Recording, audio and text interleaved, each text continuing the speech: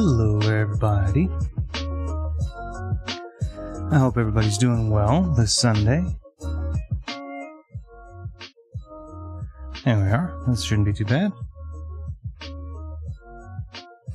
Yeah, I hope everybody's doing well today, this Sunday. My apologies that it took a minute to get everything set up and running. It's been a couple of weeks since we did this. Of course, I've had some events that have occurred. My wife coming back and wanting to spend time with her. There we go. My wife coming back and me wanting to spend time with her, of course. And then Mother's Day here in the U.S. was celebrated last Sunday. Was celebrated last Sunday. And as a result of that, we wanted to give time for those people who might have been here to celebrate with their mothers. This weekend, kind of back to the grind of things, a normal grind of things. The weeks prior, we obviously had Star Wars week. May the 4th be with you, Revenge of the 5th, where we did something different. So now we're kind of getting back on track, on pattern, which is really nice. It's very nice, actually. Quite happy about that. Also, thank you to Dumb Holiday for popping in, saying hi. My apologies, it took a little while to set up. It does take some time to get things situated, and I actually had to do a bunch of resets behind the scenes. For whatever reason, I don't know why, but every time I come back after just a decent absence, it ends up turning out that the audio doesn't like to work, and I have no idea why. But it just doesn't want to pick up my microphone and the music. So I'm not sure why that is, but that's something that seems to happen. Let me get us moved over. Oh, actually, I guess I should go ahead and say there's some really good news, because I normally start this out this way, and I've gotten out of the swing, so I forgot the pattern. But we are back on things, where I'm back on Banjo-Kazooie. I do want to go ahead and say, again, if I happen to be your speed and you like me, and you like people who might be similar to me, or you want people that are just different enough to give you something that you might be looking for more specifically, I highly recommend checking out the channels down in the description, where you can find Ash Plays Games, and a couple of other things are actually going to be coming up soon. Good way to stay in contact with what he's got going on. I'm not going to speak for him. I just am excited to know that there are some great things coming. That's all I can say. Of course, Thumbros, with his awesome Let's Play, Let's Learn, speedrun strategies, and casual playthrough alike, are amazing. Omega Ace Gaming, who's playing a plethora of games. He was playing an adorable one. Of course, yesterday I got to stop in, and I apologize, Omega, if you see this, for lurking. Your Harmony of Dissonance playthrough, which is really cool, or your Let's Play of the Harmony of Dissonance. But I also got to see that adorable, I have no idea what it was called, because it's in a language that I don't read or speak. But it was a baby game. You had this little, for the disk drive system, and it was so cool. But it was so cute, so adorable. I don't know what that was called, but I'm going to figure out what that was called. I'm going to play that game. That looked adorable. Also, a huge shout to Viddy. Viddy plays and Viddy's gaming videos, where he plays and puts together critiques and reviews on games that he's passionate about. He's done some really great stuff. They're well filmed, well written, well spoken. He's a really awesome individual, and I highly recommend taking a look at what he has. He's also done a playthrough of Banjo-Kazooie, and I think he was doing just kind of a casual playthrough. I could be wrong, but it looked like it was a fun and casual playthrough, and I highly recommend checking that out if you are a fan of the Banjo-Kazooie playthroughs. What we're attempting to do here is a 100%, and that's 100% of the jiggies, the empty honeycombs, and the notes. So it's 900 notes, I think it's 100 jiggies, and I think it's, I can't even remember, 20, maybe 20 empty honeycombs, I can't even remember. It's 2 per level, so something like that. But that's what we're going for, and we'll take a look at the view totals when we get there, so you can see what I've done. And it's not for speed or anything, it's just to play through it, and it's one of my favorite games that I have been playing since 1998, and I'm still a tremendous fan of. So let me go ahead and get us moved over.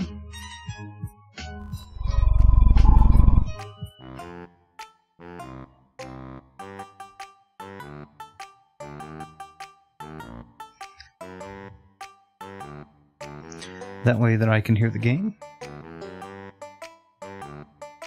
Okay, that way I can hear the game. And when we last left off, we were... let's take a peek here. When we were last left off, we were here.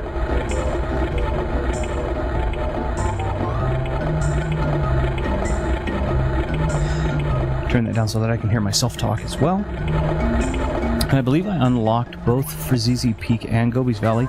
Let me go to Frizizi Peak really quick. So this is one of the first cross-pollinated levels where you have to go into one of them twice. I'm going to go into Frizizi Peak twice. I'm going to go into Frizizi Peak once just to pick up the move, and then I'm going to go in again to complete the level after I finished Gobi's Valley. But I believe I did unlock both. Yes, I did. At least on Frizizi Peak. The move here is the speed shoes, or are the speed shoes. I don't know if that's... No, it is, because there's only the one move.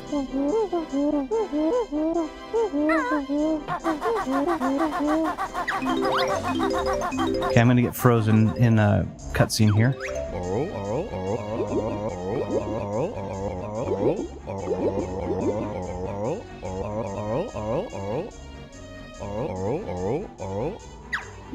Okay, and of course we know what that shiny thing is. What's really sad is his kids are actually at the house, the igloo that I just passed, which I don't know if I get to show that off, and they're incredibly sad and scared because their dad has left them. Needless to say, their dad has just gone and decided to eat something and gotten hurt from eating it. Also, I don't know what the deal is with the Xbox version of this. Boop. But I will tell you, those snowmen are incredibly accurate, for no good apparent. Oh no, it's not the beak, it's the beak bomb. I do need the beak bomb. I couldn't remember. It's the speed shoes that are in Gobi's Valley, though, which I'll need from here. Hello, Miss Maggie. I believe, isn't that the way that, isn't that the way to type out, the Japanese onomatopoeia for a cat's noise?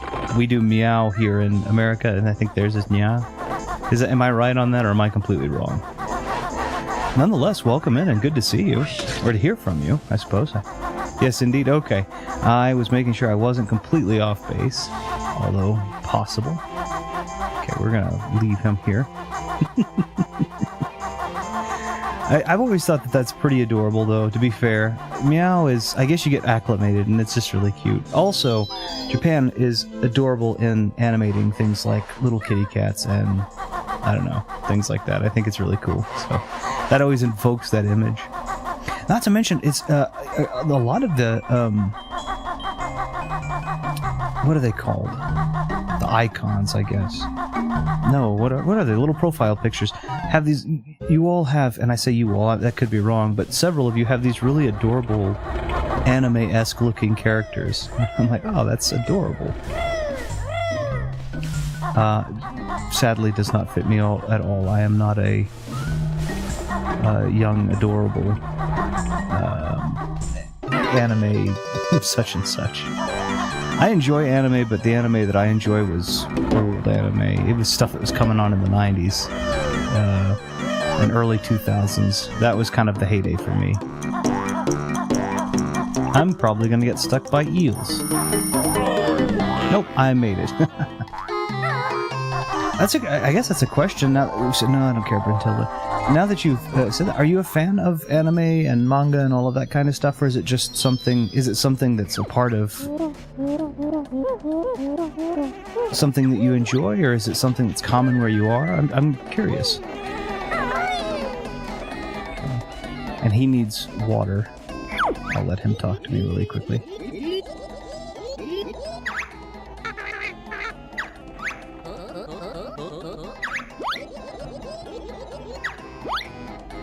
And we can't do that yet. And the move that we're going to have to learn are those trotters there. But we learned the beak bomb, which we're going to need for a Kazooie target. That's up here.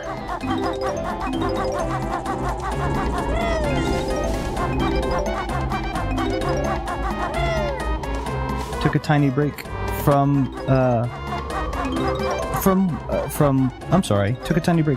what? The internet, or just here, or on from things like anime and manga. I'd asked a question, and I am so sorry I didn't pay enough attention on whether or not I phrased that question well. Oh, okay. I was like, oh my goodness. I was asking a question about, I apologize if you don't mind. I was asking a question because it was the Japanese onomatopoeia. I was asking if it was, I don't know if it's a leap in logic, that you might be a fan of animes and things of that nature. Anime, I suppose, or manga. or if that's something that you actually have as a part of your culture as well, by chance, which I don't know. You enjoy it? Okay. All the ones I don't know about. Oh shoot! I don't know a lot about the new stuff. I was a fan of some of the old. Well, kind of like you. I enjoyed it, but it was the ones that came out in like the 90s and the 2000s.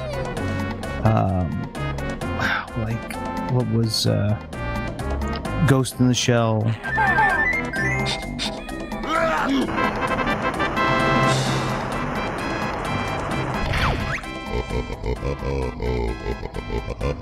I watched A Silent Voice a couple of days ago. Oh, okay. All right. So I see. I'm out of touch with all that. The God of Pizza says, "Hi, how are you? It's been such a long time. It's been a while. How are you doing, Pizza?" God of Pizza, the almighty Prince of Pepperoni. Yeah, I've been here. I mean, I took a couple of weeks, one to celebrate with Anna because she was out and away for so long, and I missed her. And then, of course, last week was Mother's Day here, and so we wanted to celebrate that as well. We watched A Silent Voice together, and I cried. Oh, well, that's a testament to it being really good. I'll have to give it a watch. Thing goes from having The Who as the intro to making a soft person cry in like 20 minutes. I'm not this is not, whether this is good or bad will be completely up to you. I'm not a particularly soft person.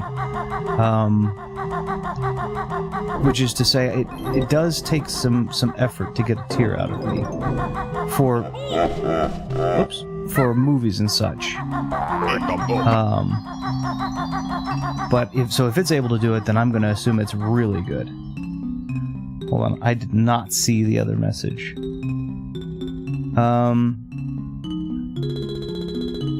Which one? I only saw myself. I had to talk. Oh, that's okay. I'm sorry. Also, I want to apologize really quickly for the Discord. If I've not been particularly active, I actually had to get a new phone. My trusty phone of several years now, finally gave way. And I did give some thought to the Pixel, as per your recommendation, Miss Maggie. But at the end of the day, I can't sacrifice the SD card slot for myself. And so I did opt to go with something that still had an SD card slot. So now I have about 1 terabyte of memory because I love my music, and I don't want to buy a separate music player. Unless it's, I don't want to buy a separate HD music player unless it's just really, really makes sense. And so this allows me to keep about 1 terabyte of music on there. Plus I have a couple of YouTube videos and stuff that I download for later watch, like an expose on this or, a lecture on that. So, but yeah. I got the Galaxy Note 20 Ultra. It's the last Samsung phone that I'm aware of that had an SD card slot, and it is built like a tank, and I'll probably have it for another almost half or decade, Okay, yeah, it might be obvious, but if you don't recognize me, yeah, no, I absolutely do. I'm actually in your. I'm not uber vocal. I still work on getting better at that, but I am in your Discord, and I've gotten to stop in and see some of your streams and really cool stuff. I haven't been great on commentating because I had broken glass on my phone, and to hit very common letter keys was cutting my fingers. So I tried my best to navigate as best as I possibly could, but now I have a better one. So yeah, I like it a lot. It's big. I'm not a small guy, so I like having a big phone. Like, I've got big hands, and I like having a big phone to fill it. I just feel substantial. Maybe that's weird, but I like having something that feels like a brick in my hands. I don't feel, I guess, like I have to be so delicate with it. Although I will attempt, obviously, to take good care of it. I'm decent. My headset's pretty broken and being held together by pieces of tape, so just been searching for a new headset, and I found a new super duper cute headset, and I can't wait to buy it. Oh, I'd love to see what that one looks like, pictures of that one. If you say it's, if you've got that in all caps, I know you're in my server. Never knew you were in my stream. Of course, it's very hard. It was very hard for me to commentate, send texts, responses, access certain apps because the glass on the phone that I had broken. in such a way that to hit certain common keys, like the letter A, for example, actually hurt my finger. It was actually sharp glass that would cut me. So I would do what I could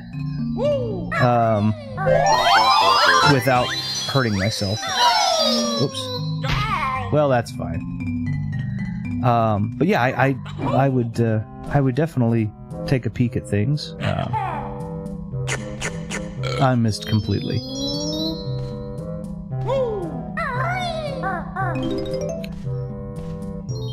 I am glad they fixed the camera. Originally, the camera on this was toggled to C buttons, and they were on... it was not on a smooth system, so it was a lot harder to get a precise angle. And so being able to tell, like right now it's still on, like it won't pass collision articles, but...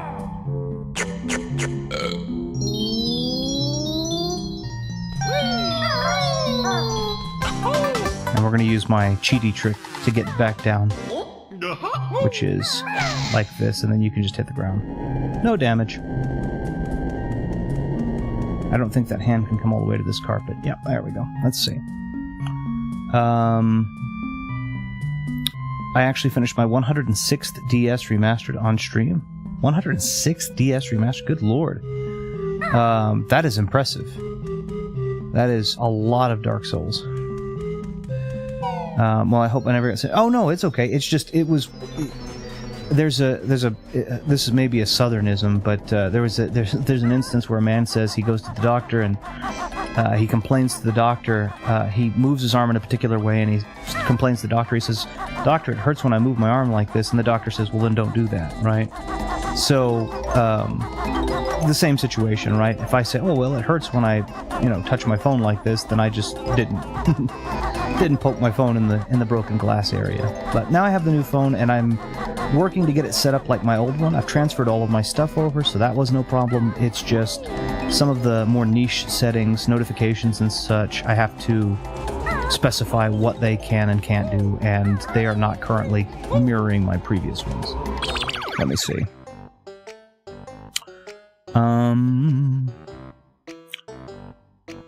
I want a cat ear headset. See people wearing those in the bus. Yeah, I don't drive. That's okay. Really, I got Anna a pair of, I think they were Brook, what are they called? Brook something. Brookwater, Brookshire, I don't know. They're Brook something. I got her some of those, and they're cat ear headsets that the ears light up, and they have external speakers, so you can wear them and listen to your music privately, or if you want to share it with a friend, you can actually turn the speakers on the ears on. You can turn on the speakers that are in the ears, and they will broadcast outward and be an actual set of speakers. I bought it for a long time ago. As a matter of fact, you might see her wear this on stream. Or at least you might have if you've seen her streams by chance. But they're really cool. That's really... yeah, no shame for not wanting to drive. Especially, I don't know what traffic's like where you are, but I can tell you, I have driven for for decades. And there are places that I wish I just was like... I'm like, you know what, I'll fork up public transit fees, because I just hate driving in some of these very populated areas. So I don't blame you at all. Not a worry. Yay. My new headset also has cat ears. Oh, that's really cool. That's really neat. Yeah, my headset, I don't have any camera, and I've said this before, I don't have any camera on mine because I like the idea of the conversation and the people and the room and the game being the focus. I don't think that putting my face to it adds anything that is beneficial. And I still stand by that. So, but my headset is a fairly plain looking, I would argue very nice, but fairly plain looking set of Sennheisers, which is a company that I quite like I'm gonna miss this, for audio purposes. I don't use their microphones, but I do use their headphones. I mean, their headphones, that's correct. I want to rewatch A Silent Voice. If it's that good, I have to see it. I have to see it. In about 3 or 4 days, my summer vacations start, and I'm going to stream so much on Twitch. Very nice. Yeah, summer. It is so crazy that summer's already here. I'm never a fan of summer, because here, I believe everywhere else in the world, save for us and one other territory somewhere, measure in Fahrenheit. But we get really, really hot here in the summer. So to use Celsius... Oh, shoot. I hate these things. Let me hear. I think I have golden feathers. I'll just kill it. There we go. When I say really, really hot in the summers, I mean, if we're talking in the Celsius, 48, 49, 50 degrees Celsius. There we go. I believe. Let me. I'm trying to do the conversion in my head. Let me look and make sure that that's correct in Fahrenheit before I tell you that. And you're like, oh, you're boiling. 50 Celsius to Fahrenheit. 120. No, that's correct. Yeah, 122 degrees Fahrenheit, about 50 Celsius. Yeah. So, so it gets to be between 49 and 50 Celsius. Yeah, 50 Celsius times 9/5 plus 32. Yeah, okay. My calculation was about right. 121, 122 degrees Fahrenheit is pretty common here during the summer. So about 50 Celsius. During the winter, we can get down to negatives. Several times we're certainly below zero. And that includes this past winter. We had days that were in Celsius again. We were in the negative Celsius, right? So our negative 32 is zero on the Celsius scale, and we were like -1 Celsius and stuff like that. So we get very, very cold, and then in the summer we get really, really hot. Transferring data to a new phone is so convenient, but it's ordinary. When I got my Pixel, I decided to restore data and it carried my system color wallpaper, and it barely felt like new. It does do that. I like on mine that it didn't, that it allowed me some new features though, because I had, my old phone was, no, I believe these don't change actually, so I actually believe that's this. No, maybe it does.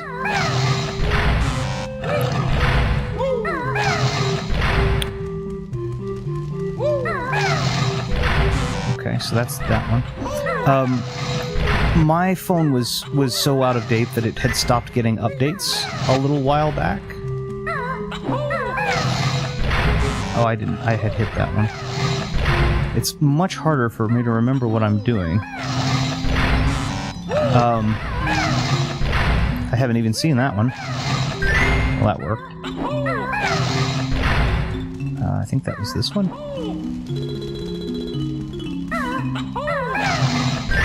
There we go.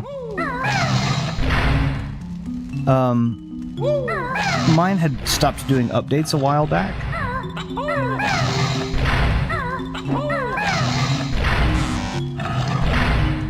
I haven't. I'm gonna lose this because I have not remembered any of this. I'm trying so hard to speak as I'm doing this. Okay,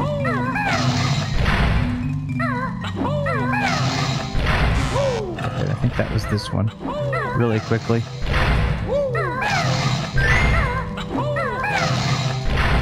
I think that one was up here-ish. Nope, that's that one. Okay, 1 second, I'm sorry. I don't think I'm going to beat this, but I may have... Yeah, I think I can... We'll see if I can. Is it going to take me out of the pyramid? Oh, it takes me all the way back to here. Oh, goodness. Okay, sorry. Let me try. I'm sorry, I apologize. Not only did I perform poorly, but I also was poor in responding. I was trying super hard to do both, and I did neither perfectly well. Yeah, so mine had already stopped doing updates, is what I was trying to say. And so now that mine is getting updates again, because it's a newer phone, or yeah, newer, it's still old, or older, I guess, as well. It's newer than my other one, but it's older than the newest stuff by, I think it's 4 years old at this point. It does feel new because I get all those updates that I wasn't getting before, so it's really neat. I need a new phone since my current one, and I kid you not, can't even handle Candy Crush. It will lag itself into a grave. Ooh, what phone? What model phone do you have? I have to ask. Ultimately decided to reset since something gave me battery issues, though. Yeah, battery issues seem to be a really common problem with newer phones, and I have no idea why. Sennheisers, you are a connoisseur. I appreciate that. I like Sennheiser. So this is something you may or may not know about me. I love audio. One of my friends, my oldest friends, he's been a friend of mine for 20-something years. probably getting close. We're probably not far off of 30 years at this point. By trade, is an audio technician. He has taught me a great amount about what to listen for and how to listen for certain things. And I just have gathered and gained my own taste. But I love microphones more than I love headsets, headphones. Is that mummy still here? Or did I kill it for good? I killed it for good. So my headphones are Sennheiser, which I'm very happy about, but my microphone is the thing I'm most proud of. Normally we use AKG C214s, which are nice little kind of mid-range mics. I actually get to use a Neumann TLM 103. That's what I'm using right now, and I really love it. I hope it's enjoyable to your ears, though. That's what matters. But it's just me getting to say I'm using a wonderful German microphone. It's been getting super duper hot for us this year for some reason. That's what I've heard. It's so hot where you're to the point that even the wind is hot. Wow. Yeah, see, and that's kind of, we get that way here, but it's not uncommon. Like, we've been doing this for a long time. But speak on what you will. Global warming. I'm not making a political statement, just a scientific one. Things get warmer. But if it does it slowly enough, humans adapt. It's just what we do. It's not my favorite, though. I'd much rather be freezing cold than I would be hot. Okay, so now I have forgotten everything here, but let's try anyway. Nope, it was this one and this one. It was this one. And no, I think that's a note. No, that's Kazooie, so that's this one. And this one. And then we have the note. Oh, okay, that's Mumbo, so we got that one. And that one. And that one. The stream had lagged a lot. Are you talking about my stream? Is it currently being very laggy? I think that's wrong. Yeah, it was that one. I'll take a look really quickly and see if mine's causing... It's buttery smooth. Okay, I was going to say, I'll take a look and see if I'm accidentally causing lag, or getting lag on my side. I hope it's nice and smooth. I can't remember. Was it this one that was Banjo? There we go. That's a little bit better. Okay, I was just wanting to be very... wanting to be careful. Oh dear Lord, what happened?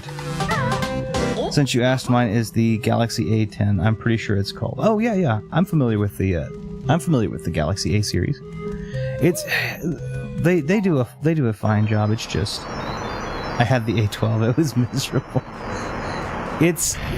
I don't mind the A series. They're good phones. It's just you can definitely tell that more TLC. They put more TLC into their S line than they do their A line. But their A line isn't bad.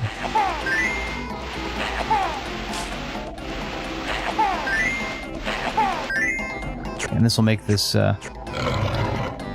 Oh, by the way, Rico. Yes. That was a very excitable, by the way. The A line is good. Only if you want to get a 50s. Yeah, and I don't disagree with that. They definitely... You can understand why they would make a more budget-friendly phone. But the thing about it is, with planned obsolescence being what it is, you usually are going to run into being able to pull up an S-series of some sort for about the same price as you would an A-series, if not only slightly more expensive. Uh-oh.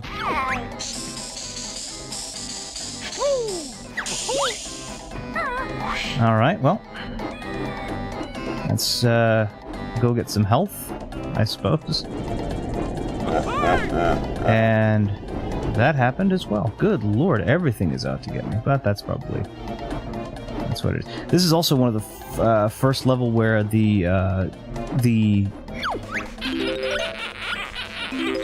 even the shoes are snarky. Even these little guys have bees, and if you break them, the bees will come and get you. So there's no free ride here. That'll be one. Okay. Sorry, let me take a peek. I don't know if you have even told Anna this is the case. And in case I haven't, can you carry on this news to Anna also? Sure. Yeah. What? I don't mind. That's not a problem. The S21 FE goes for just a little more than the A55 over here. Yeah, and that's the thing. Like the Ultra, I think the Ultra, the Note 20 Ultra that I just got ran me 400. You know, new. So I mean, that's not bad. It's expensive, yes, but it's not. This will just make a little one appear in the middle of a cactus. There it is. Which is not. I mean, that's not. I'm not saying $400 isn't. I'm not saying $400 is not a lot of money, but it is considerably.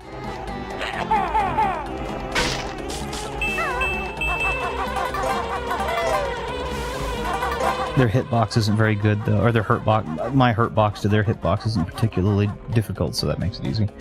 Yeah, $400 is a lot of money, or can be a lot of money, but for a phone that you're only buying once every 5 years, that averages out to $75 or so a year. Over the course of a 5-year lifespan, which is a fairly average lifespan, and if you have it longer, even better. Yeah, that makes sense. And it's a good, solid phone. It's a flagship, you know. So. But I think it's been maybe half a month or so since I got my final surgery for my cataracts. Very nice. And now I am officially cataract-free. Also, about 2-3 weeks back, I got my stitches removed, and I got my new glasses about a week ago. Wonderful. And how is your vision? How has your vision been? Excuse me. I said, how is your vision? That's not correct. Or how is your vision been? That is not correct. How has your vision been, considering? Has it been substantially better? Are you noticing things that you weren't before? Did you have it tested to see if it's 20/20? If the vision is 20/20? I mean, I'm with the glasses, obviously, because glasses mean correction. But I mean, does it with the correction? Do you seem to have pretty 20/20 or pretty close to that? A facsimile, a reasonable facsimile. Let me see if I can. There we are. Oh, okay, these get thinner. I guess I never realized that. I just thought I got worse at getting on them.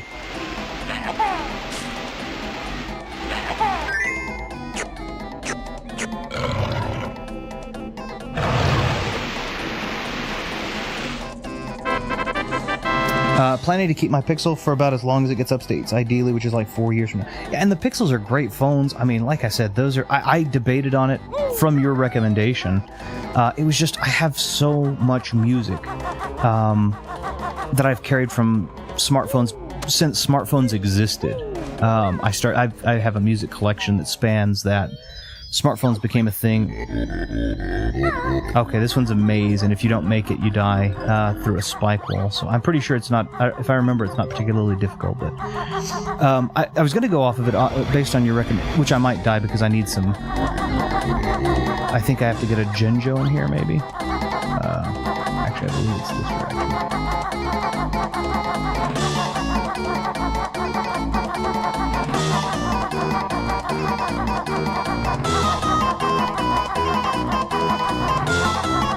I don't see a Genjo, so maybe I'm wrong.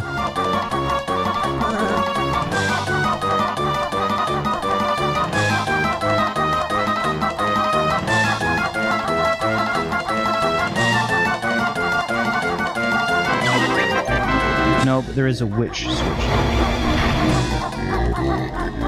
Okay. Now I'm going to... I guess it starts whenever. I'm going to go back and get that. You know what? Here, let's do this. We'll go back in a minute and get it.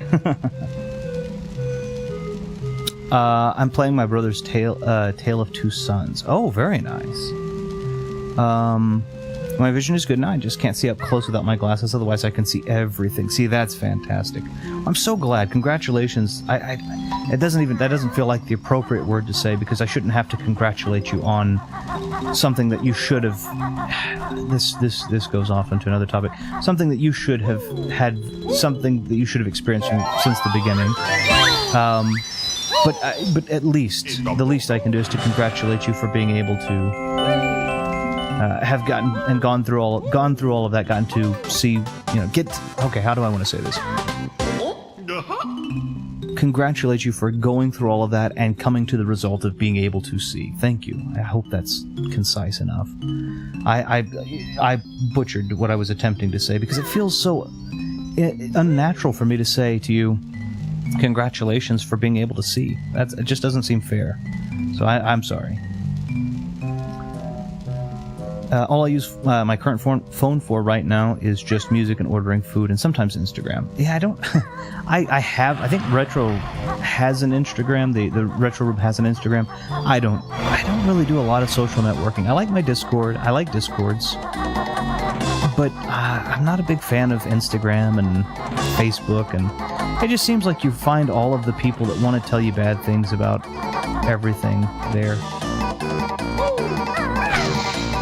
There we go. Part of the 100% is to have the witch switch. I couldn't remember if it was a Genjo or a witch switch, but I remembered it was something that was in the maze that I needed.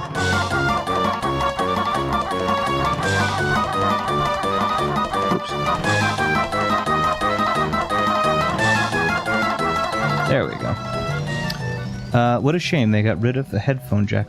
I don't know why. That was as a matter of fact, what was so interesting about that is that Samsung. Now, Google, I wouldn't give them quite as much flack. But Samsung was giving. Oh well. We're gonna. I need to. There's a pyramid that spills water in there. I need to figure out which one that one is. It's that one. There it is.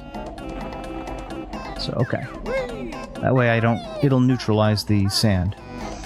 I don't know why they got rid of the headphone jack. I assume they want you to buy Bluetooth. And I know with Google, they have the Google Buds and the Google Watch, so I know that they want that, but... Samsung was making fun of Apple for getting rid of it, and it turned out that this one I'm just going to... Let's jump over the button. I'm just going to get all the collectibles first. That they, were making fun of. They removed it themselves. And they're like, oh, that's a good business practice if I want to make money and don't care as much about the consumer. And I'm like, that's part of the reason I don't like Apple, is planned obsolescence, and they want you to buy every little thing, and it's always incredibly expensive. It's a yearly update. There are things I like about Apple, but my goodness, the things I like are heavily outweighed by the things I dislike about them. So, I have had iPhone before. I also don't think it's as user-friendly, if I'm to be completely honest. Because on Samsung or any other Android device, since it's open source, I can develop my own applications if I feel the need to, and use them, and it doesn't cost me anything. Apple, you have to get verified to be able to make your own application. You don't get any of the dev tools. The music reminds me of the Sonic drowning. Yes, that dun-dun-dun-dun. Yeah, from the first one. Labyrinth Zone especially. But also Scrap Brain Zone 3. Can't believe they made a PC port of Superman 60. I didn't know they did. I have the original cartridge of that game, and I hate that game. And I will eventually maybe try to play it on the channel, but not for long. Same thing with Dr. Jekyll and Mr. Hyde. Like, those are stupid games, but I have to have them. No worries, at my age, you can't even detect cataracts. At the age of 17, 18, they are usually detectable, but I got my cataracts through genetics since my mother had them. Oh yeah, that's fair. It just feels bad that I would have to say congratulations for being able to gain something I feel that you should have had from the beginning. What's the Nazi game? Bionic Commando? I like that was immediately the one. I would have thought like Nazi zombies or something, but no, Bionic Commandos or Wolfenstein. But Bionic Commando was the first one. I love macOS. It works for me when I really need to be. And it's to each their own. Like I don't have a problem with people that enjoy it. It's just not for me. That's Fedora best. I'm not sure if I understand that one. I'm sorry. Soon enough, they are going to have to remove the power and the volume buttons from phones, and everything will be voice activated. I hope they don't do that, because I feel like working the bugs out of that. I feel like the manual input is necessary. Back when, I don't know if you remember, but back when phones were migrating from back when phones were migrating from having physical keyboards to having touchscreen keyboards, the amount of bugs that had to be worked out to make it tenable was insane. There were so many bugs. Oh, I can't. Okay. I'm supposed to have the Talon trainers, I think they're called. But... And I hate this because the timer cheats. It takes 4 or 5 seconds of your time just to... It freezes you in place and you can't move. It takes 4 or 5 seconds of your time off the timer. So you don't actually get 25 seconds. You get 20. Which you used to be able to make just barely. This update, they may have changed it so that you can't make it at all without the trainers. Yeah, it doesn't look like you can make it at all without the trainers in this one, so... I'll have to... Oh, okay. I'll have to figure... I have to remember where the training is. But yeah, that's the... Back when moving from physical keyboards... when physical keyboards were on the phones to... now... or... You know, with the touchscreen, it was just... It was a nightmare. Having a physical keyboard was... You needed that. And now, of course, they've gotten it worked out quite well. I think I've already done this. This one, I think we can sign the other one, so yeah, okay, good. Apple hardware, that too, but I just don't have an Apple Silicon Mac. It's like the thing about it is Apple. I don't want to be rude and say Apple doesn't make a good product. I think that they make a very good product, but I also think that they make a very greedy product that doesn't allow you to have dev tools that wouldn't actually hurt their business. Their right to repair here in the United States is ridiculous. You have incredibly talented people that want to repair as third-party authorized, and Apple says, we have to get certified, and they say, sure, we'll do that, and then what ends up happening is they won't hand out the certifications. Louis Rossman has been fighting for that. He's a New York repair individual, and he's been fighting for that for a very long time, and I'm very much pro his efforts because he is trying to do it in the right way, in the best way possible, and they just haven't allowed him to. The first thing I thought of when they said Nazi game was Sniper Elite. Yeah, see, and I thought about that. First thing I think about is Wolfenstein. But yeah, I would have thought of Nazi zombies. I would have thought, yeah, all of that. Sniper Elite's another really good one, yeah. But that's just the bees now. Oh yeah, and my dad had one of those physical keyboard phones. I wasn't a big fan of them because you had to click the same button multiple times to get what you wanted, if you understand. Yeah, so that was the T9. They eventually went to the QWERTY keyboard layout, and depending on what part of the world you were, but QWERTY was the one that we saw most popularly. So most of our keyboards, I know that some places in the world AZERTY is used, but we use QWERTY here.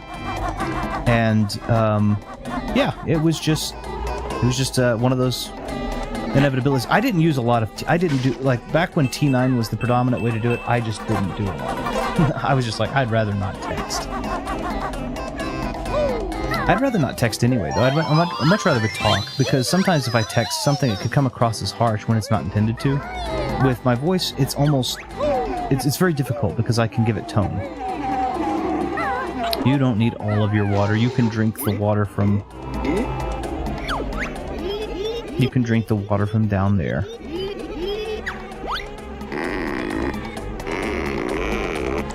New MacBooks are great usability-wise. They're surprisingly good and open. The repairability is... Yeah, and it's... Again, I don't want to be rude to Apple or people who enjoy Apple. It's not that. It's just not my cup of tea. I do have an Apple laptop that was gifted to me many years ago that still works really well. It still operates on... A MacBook Air operates on Big Sur, and I use it for some things, but... I just enjoy Windows. I play a lot of games too, right? So I can't... It's very difficult for me to play games on an Apple laptop when the compatibility is lackluster, in my opinion. Come on. Come back out. Come over here. Slap down. Oh, he did it, and he got me. Aw. Come on, do it again. He's got a bigger reach than I thought he had. Alright, well, fine. I've goaded him twice and he's succeeded. That makes me the loser, so I just need to get the heck out of there. Actually, like I think some 1 to 2 years ago, I saw this ad for a phone with an actual small keyboard that could slide inside of the phone and outside when needed. And it was a smartphone, too. I think, Yeah, I think the Blackberries, I think the newer Blackberries still have a slidable keyboard on them, which maybe I'm wrong, but yeah, I think that, and I think that's really cool. I like that, but I don't like BlackBerry OS because I think it's incredibly secure and yet again not as user friendly as an Android. So probably a BlackBerry. She says you are spot on the money. I think you might have even beaten me to it. It was an Indian brand. I'm not sure. I think Retro meant an actual physical keyboard on a phone, not a classic keypad. Yes, that is true. I was talking about the Cordier Zerti pads, but I mean, T9 was a thing, obviously. As much as we'd like to forget about it, it was a thing. Okay, I need boots for those notes down there. But I don't mind. I personally don't mind the... I didn't mind the physical keyboard. I do like now that we've gotten somewhere comfortable, I think, with the touchscreen technology with the DPI and all of that. I think it's good. But I definitely had a Palm Pre back in the day because I did not favor the touchscreen exclusive.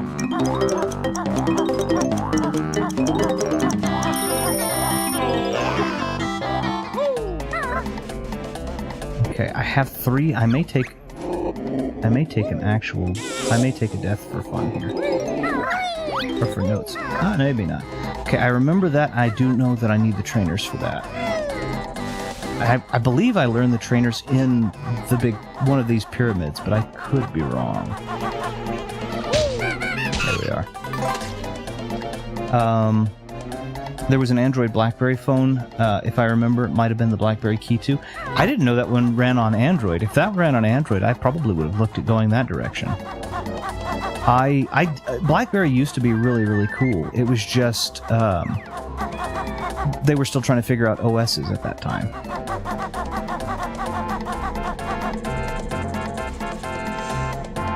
But it's older, yeah. And that, I think I know that BlackBerry liked to run off BlackBerry OS, and that was because it boasted security. It was supposed to boast security like Apple phones do, and I think that's great. But I don't know, if it's still running on the antiquated BlackBerry OS. I don't know if it's going to have the usability and the user-friendly interface that I have become accustomed to with Android. I made a note of this in a conversation I was having too, but there was apparently it's a thing. I don't know if it's just, but in America, apparently it's a thing for ladies if they are in the dating pool to consider men who have an Android phone as lesser prospect. I don't understand at all how that makes sense, but apparently, if you don't have an iPhone, you are considered a less desirable date for some women. Yeah, here. To me, that's incredibly silly. But yeah, again, I'm older-fashioned, maybe. Who cares what phone you have? Are you enjoying it? Are you using it well? Then have at it.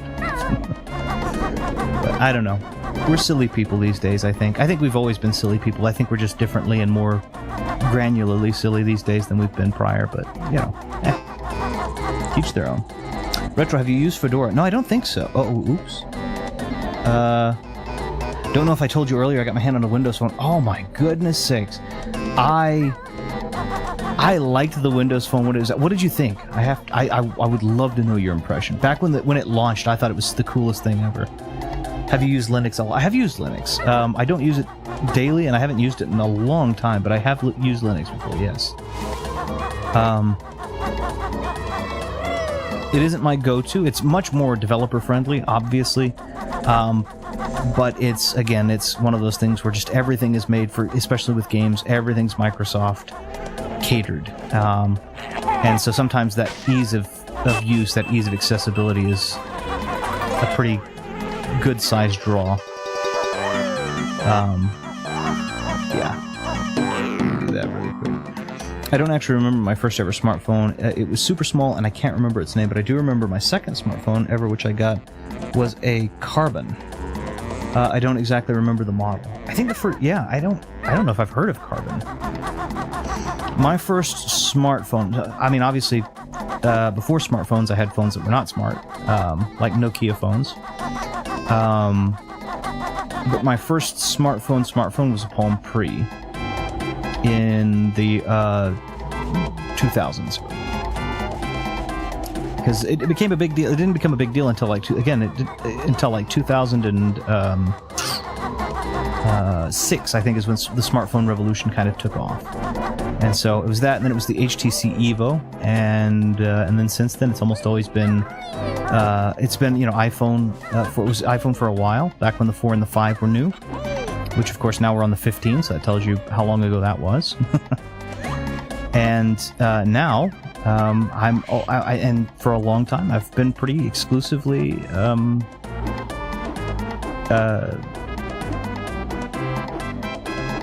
Samsung.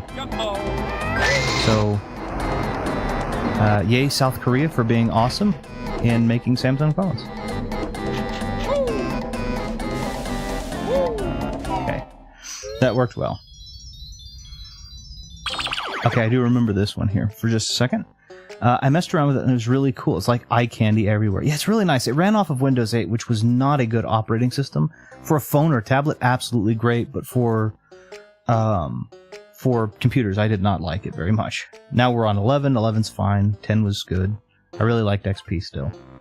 I think I might repurpose it as a music player. That's brilliant. If you still have it, I think that's a brilliant idea. Carbon's an Indian brand, so no wonder you haven't heard of it. Oh, yeah. Well, it's interesting that phones, different phones in different parts of the world, like Apple's popular here, but it is an American brand, right? They're based in California. But Samsung, to be as...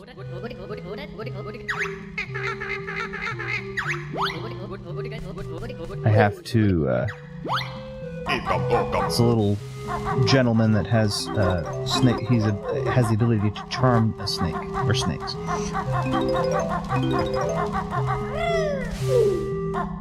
And he has this little thing, and I don't know what this is, but this also pops up in Banjo-Tooie, and those things they're always pets, and they're super adorable. I don't know what they are though. Never explains. But yeah, like Samsung becoming as big of a deal it is, and Samsung is South Korean. Okay. And and it's yet again it's somehow a worldwide phenomenon. I don't know how. This is not. I remember this not being easy. I don't remember it being quite this off. There we go. You have to do it thrice. Windows 7 was the best. Oh, I wasn't paying attention. I was paying attention to Windows 7 was the best. Sorry. Windows 7 was good. I really liked XP as my favorite, but 7, not bad.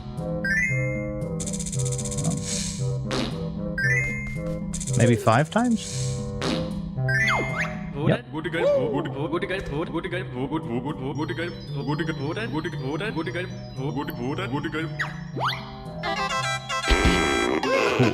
Okay. This guy's name is Histup. Yeah, Windows 7 was good. There we are. We've got 90 notes. We've got a good amount of the thing here too. The jiggies also. Oh, there we are. That's where they are. Okay, I forgot about you. Bottles. You hid from me. Let him tell me about the trainers. And I've now learned all the moves in the game, I believe. Every time I talk about my old smartphones, I remember this one game I would play on my first ever smartphone. It was so fun, but I don't remember its name, and I'd love to play it so badly. I don't know when your first ever smartphone was, so I couldn't say. But Flappy Bird. Just make a guess. I don't know what it actually is. Maybe you guys will be able to recognize it if I was to describe it. Maybe. It was like 3 lanes you could switch between, like Subway Surfers almost. Oof. I do not know what that is. There are quite a few games that have done that. There's a piano game that does that, and so I don't know if sadly, I don't know if I can be much help on that. A lot of the games that I like to play on the phone are like Final Fantasy Tactics. War of the Lion? The Professor Layton games are especially good. Things like that, I think. But I might be able to do some research and see if I can figure it out. I don't know when about that would be also the peak popularity, so if you're able to offer some detail on that, that would be, I'd be happy to take a look and see what I can find. Used XP, used XP when it was still relevant. First non-smartphone was the Sony Ericsson G502, and my first smartphone was the Xperia X8. This might date me a little. That's not a problem. Sony Ericsson made great phones. Xperia, Sony still makes great phones. And obviously I'm not going to... it's not my place to say that that we want to... Like, again, I'm telling you about when I was using Nokia phones because smartphones weren't a thing, so... Like, I don't... my hope is that you don't feel... old because of that. But Sony's always made great phones. I still like their Xperia line. The One. It was like a man who would run up a building and things would drop from the top of the building, which you had to dodge, but there were also missing windows you had to avoid. I don't know. The only ones that I can think about with 3 lanes, Subway Surfers, Temple Run was kind of similar, but... yeah, I don't know. BRB? Okay, sure.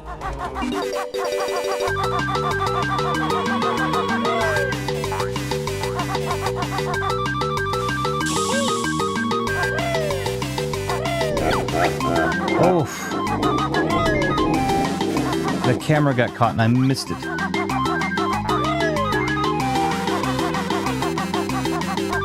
back up here and cancel out of him. Get him again. But yeah, I don't.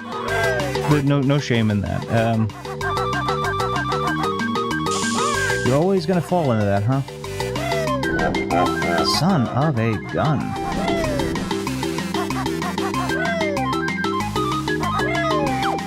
Got it.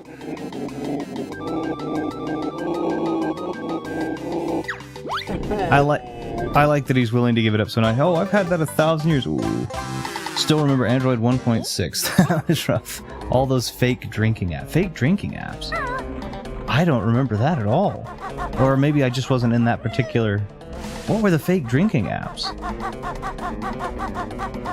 Fake drinking apps. That is... I don't know what that is. Or I guess maybe... I don't know. What is that? Were they like drinking games that you were supposed to... No, it's fake. Fake. Like it was a glass full of something, could have been water or beer. Huh. That's interesting. I don't know if I... Okay. Yeah, that is interesting. I don't know what the practical application would be. I mean, I guess that's not the point, is to be practical, but that's kind of interesting.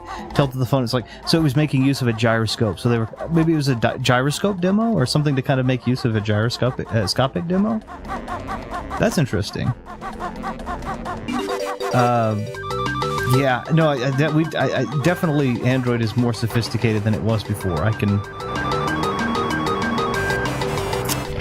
I remember my friends think it was the funniest thing ever, pretending to drink beer. And now I'm curious, did they end up finding out that real beer is nasty?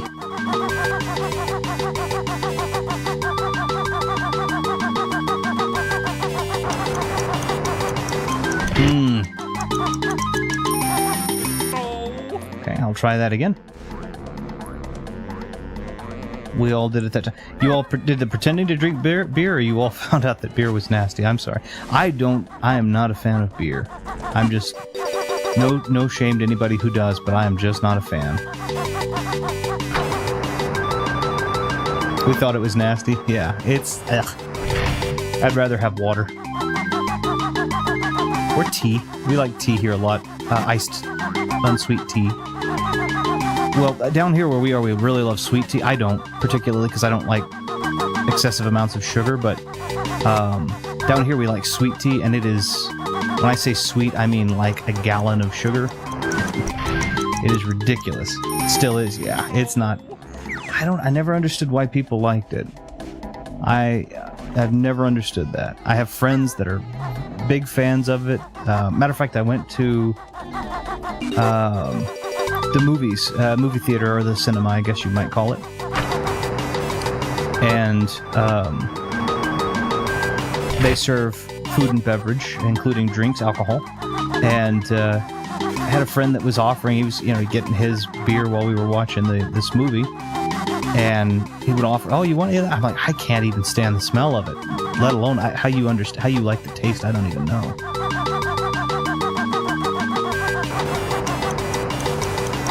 What is it? What do I have to do? I have done this before. I don't know that I cut any corners. I don't think there are ways to cut corners. I like tea with honey and... Oh, that's good. So here, sweet tea is iced sweet tea is incredibly popular, or what we call an Arnold Palmer, named after a very famous golfer. And it's for that, it's half tea, half sugary lemonade. But the other one is sweet tea, and it's made down here and consumed by the gallon. And it's basically 3/4 of a gallon of tea and 1/4 of a gallon of sugar. And that is Southern sweet tea for you. Squeeze of lemon sometimes. That is, yeah, that's the...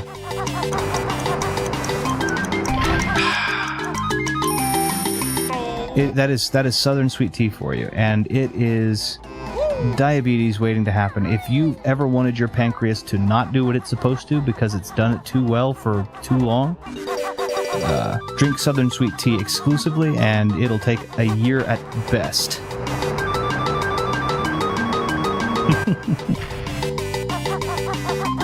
Yeah, I don't understand why it's this rough. I don't remember it being this rough. I'm hugging the wall. I'm not getting hung up on many things.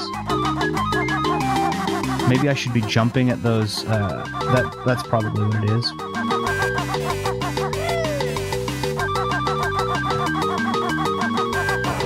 There we go. Okay, I am sorry. That looks tough. Don't remember. I don't remember it being that bad either, but my goodness, it was. It sounds lovely. It's not bad. It's not good for you to drink exclusively, but if you want something sweet, it's nice.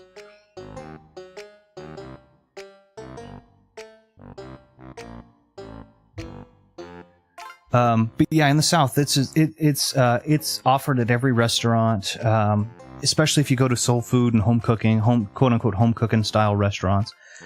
That's most likely what you're going to get. Is you're going to get an offer of Southern sweet tea or unsweet tea, and that's exactly what it is. It's a lot of sugar. Yeah, I know. It is a lot of sugar, but it's nice to have on occasion as a treat. Guys.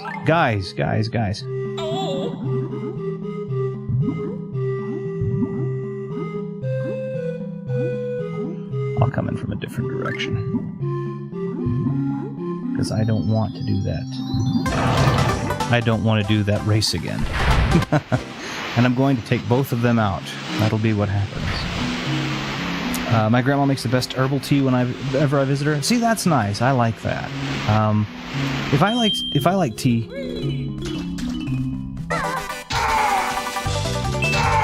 we are. Let's grab this too. If I want tea myself, I like unsweet. We make unsweet tea by the gallon, and it's just iced tea is a big thing here because again, it can get incredibly hot. It does get incredibly hot. Again, 49, 50 degrees Celsius is not uncommon. So we do a lot more iced than we do hot tea. We don't get a lot of rain. We have like maybe 2 weeks out of the year that we get rain. I don't think I can get that mumbo skull now, but that's okay. Maybe 2 weeks out of the year we get rain. Maybe 2 weeks out of the year we get snow. And when we get it, it's extreme. I mean, we get all of the rain and all of the snow. But for the most part, it's 8 months of intense desert summer. And then 4 months of intense desert winter. So we like our iced tea. It's very, very pleasant. And it's usually black tea, although I do very much enjoy green tea. Black tea is more common down here, of course. And it's not like a proper Earl Grey or anything like that. I've heard that said or asked. And it's like, oh yeah, it's not Earl Grey. If it's not, it's nothing like that. At least where I am, we're not very picky. Whatever happened with ukulele? I remember it being a huge thing and then it vanished. Oh, welcome back, Pizza. Ukulele's awesome. They came out with the game and it was good, and then they came out with the game and it was good, and then they came out with I need to get the flight pad because there is one empty honeycomb in between a cactus, and then the last one is to fly in the rings of little figures here, and that's my last jiggy. It's really good. They came out with it. They came out with it with a 2.5 called Ukulele and the Impossible Lair. Those are really good. I don't know them nearly as well as I know this, but I do have both of them, and yeah, they're really nice. They're actually really fun games. If you've never played them, I do highly recommend them. They are definitely worth the purchase, especially because now they go on sale for, oh shoot, I mean, you can find some of them on sale for a couple of dollars. You know, I think the Impossible Lair was on sale the other day for like $3.99 American, and the original one, of course, was on sale for probably not much more, if not. Oh shoot, that corrects me. That'll correct me. That's fine. Okay, that's. I just wanted to get it and get out of there. It's really good though. So again, I do recommend it. Yeah, I was on the topic of talking about games. I recently found out an old game I used to play. You might know it, but you might not. It's called Bump Sheep. No, I've never heard of that. I might own it on an Xbox, but it's a kind of impulse purchase that you forget about after I bought it. It went for like nothing. Yeah, I don't know why it became such a... I think a lot of people wanted it to be Banjo-Kazooie, and it isn't Banjo-Kazooie. It is indeed ukulele. I mean, it feels like it is... It feels like it takes cue from Banjo-Kazooie, but it does feel like it is uniquely its own thing, and I think a lot of people were frustrated because they wanted Banjo-Kazooie, and it wasn't Banjo-Kazooie, it was ukulele. So. But I think I don't think that's the developer's fault. I think they did a really good job, and I do think it's a game worth playing. So if you do have it, and you do like Banjo-Kazooie, I'd say play it. It's a lot of fun. Yeah, that's what I wanted. Flying is always so difficult. Does it follow the... Oh, it does. I didn't realize flying followed the swim rule. Hold RB and you navigate better. Or you can turn sharper, I guess. Oh, that's so much nicer. I'm still not going to be good at this.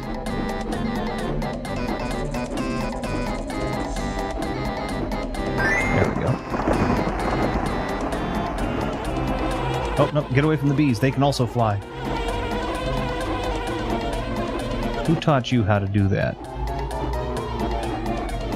I gotta remember what sand pit this other one's in.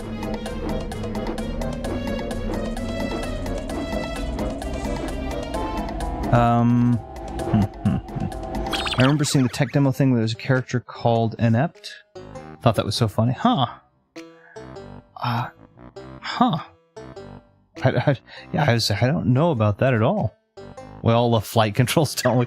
I have for like jet fighters and stuff like that. JASF. Goodness sakes, there it is. For things like JASF, I have a. Oh well, thought I was going to clear that, but that's okay. I do actually have a flight stick controller, which I do like. I think that's fun for flight simulation. I'm going to die here. For flight stick simulation, but that's okay. It's fine, Grunty. I come back. I should still have 9 lives because I had collected more than 9, so we're all fine.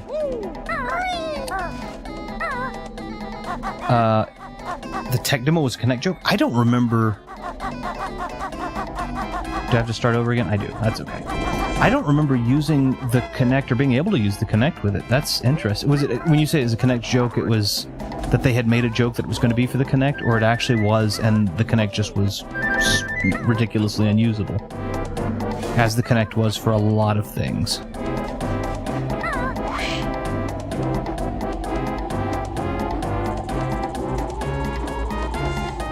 Okay. Yeah, it snaps. Whenever you do that, it snaps, but it doesn't. It's not perfect.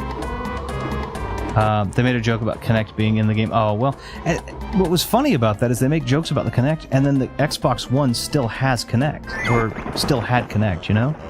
I found that interesting. They were willing to be so self-deprecating when it came to that, and then it was like, okay, but here's the Kinect One. And you're like, didn't you guys just make a joke about this not being your favorite development? Yeah, your favorite development? Come on, Banjo.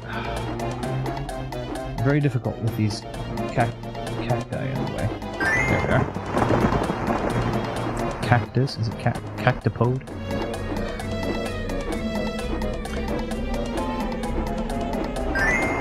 But I don't know. Here's a question: have any of you used the Kinect in a way that you thought was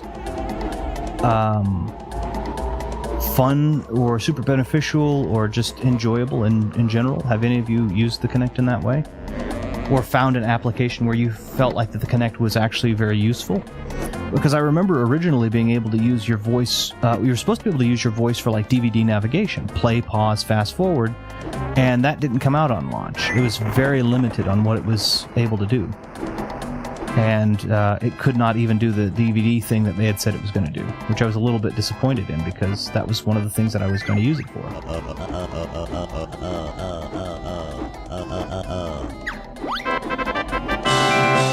Okay. Kinect Sports was genuinely... Kinect Sports wasn't bad. Did you ever play with the PlayStation Move? Have you ever played with the PlayStation Move? And if so, have you ever played the PlayStation Move equivalent of Sports?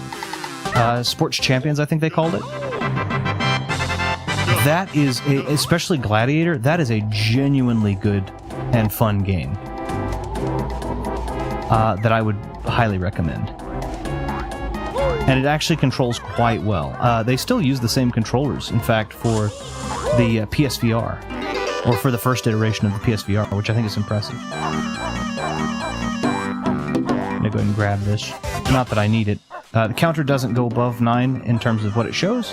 It does count above 9, as you saw that I died with 9 lives, and I still have 9 lives. So basically, I'm a fun cat. The Xbox 360 was really good when it worked, and unusable garbage in most third-party games. Yeah, that's true. Kinect Sports was genuinely fun, in my opinion. Okay. Kinect Sports, I didn't play. I have it. I didn't spend a ton of time with Kinect Sports, to be fair. Okay, so that is 100% of this world. That's 10. That's 2 empty honeycomb pieces, 100 notes, 10 jiggies.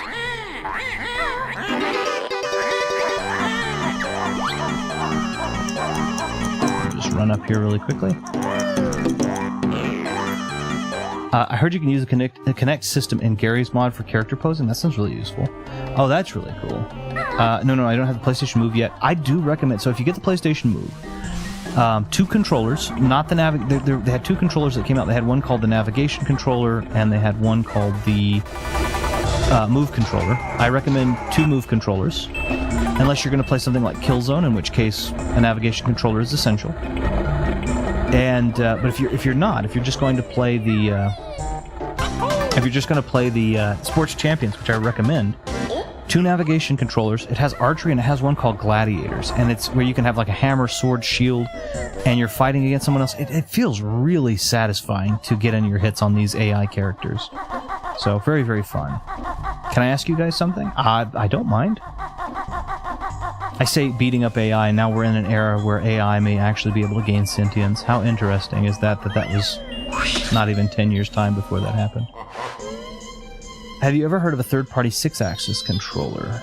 I have seen... Yes, I have. I have seen... they don't have a brand on them. They do have the 6-axis gyroscope in them. But beyond that, I don't... I have a... I'm...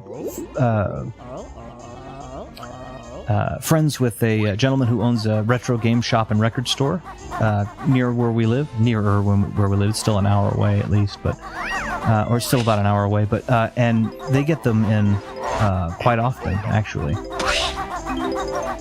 I don't think they were supposed to be able to do, not the game store, but I don't think the 6-axis was supposed to be able to do that. But but they did. I don't know.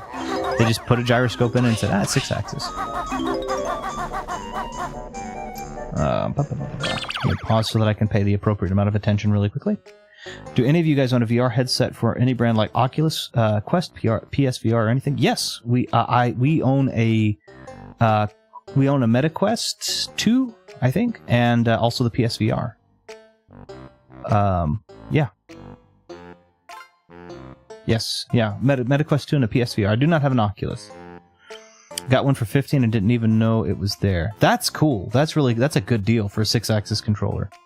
I'm thinking about getting a VR headset. I have the Quest 1.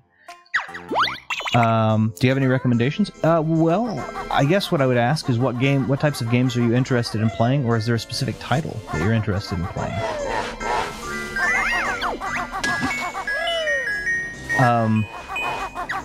Between the ones that I have, the Quest 2 and the...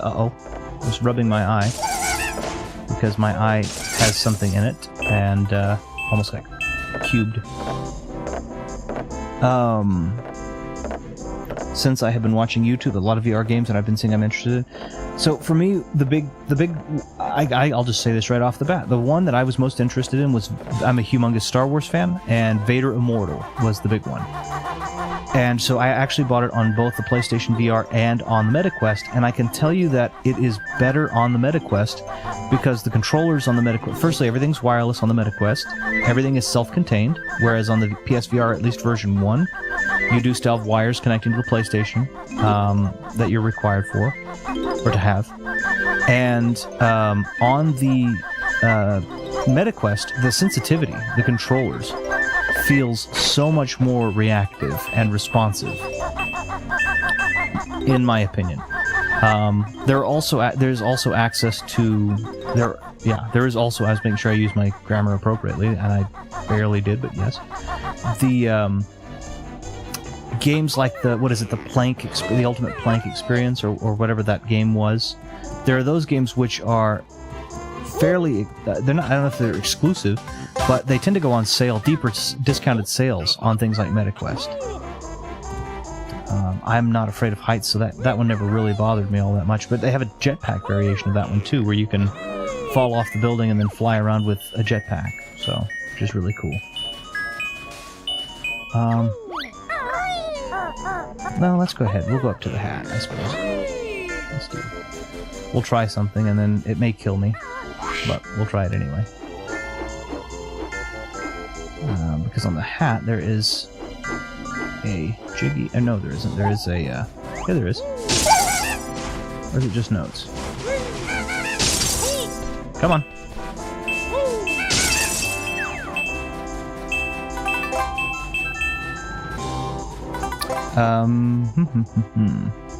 Like, VR chat, super hot. Super hot is great. That one job game. Job Simulator? The one with a little computer that has, a computer monitor that has, long spindly arms, and I think it's VR Job Simulator or something to that effect, but yeah. VR chat I have no idea about. Super hot I love. I think Super hot is a fantastic game, so... Alright, let's... do our little slam trick here, just to be safe. And now I can, I think, make sure I check around. I don't remember there being anything, maybe a Mumbo Skull, but I don't remember there being anything special here. There's a lot, honestly. The Quest one is a mixed bag. The bigger the games usually run well enough on it, but the indie ones tend to lag and make me sick. Oh, that's no good. Do you have, I'm curious, do you get motion sickness when it comes to VR games at all? Like the fast-moving roller coaster-y ones, or is that something that that kind of depending on the game, that happens to me.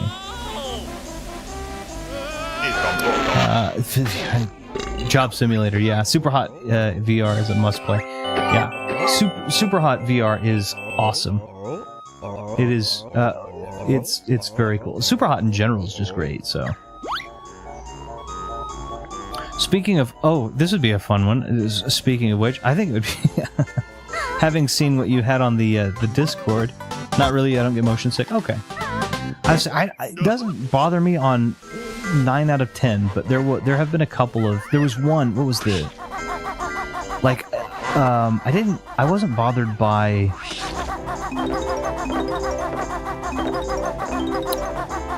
Any, like, there was the Star Wars Squadron. I'm not going to race you right now, because you cheat. I'm not going to race you right now. Yeah. I can't race you any which way yet. I have to race you later. But it's on foot anyway. And I have to become my transformation to do that. There was a...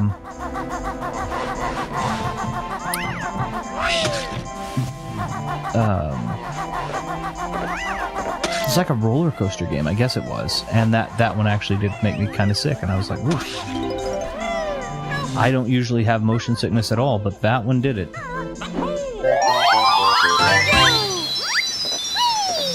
Okay, so here comes the tricky piece. I've got to take out all of these snowmen.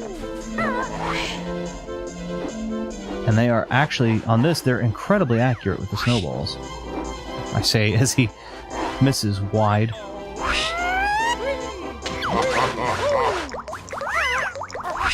It wasn't too cold for me. I didn't take any damage from it, but thanks for letting me know. Obviously, I knew that anyway, but... The Climb 2, let's see. The Climb 2 is outright exhilarating, honestly. I don't know if I've played that. Yeah, that's a good question. What is the Climb 2? Is it like a mountain climb simulator? Oops. I don't get motion sickness. I discovered that the previous year when I went on vacation, and on the vacation is a place where you experience a roller coaster in VR, and that was fun. So that's pretty cool. There was a roller coaster when I had an issue with actual, like I was on a boat last September. I don't get seasick. Nothing, no issue there. Nothing like that. But this one random roller coaster game, for whatever reason, it made me sick. There's also Star Wars Squadron. Star Wars Squadrons where you actually get to fly your own...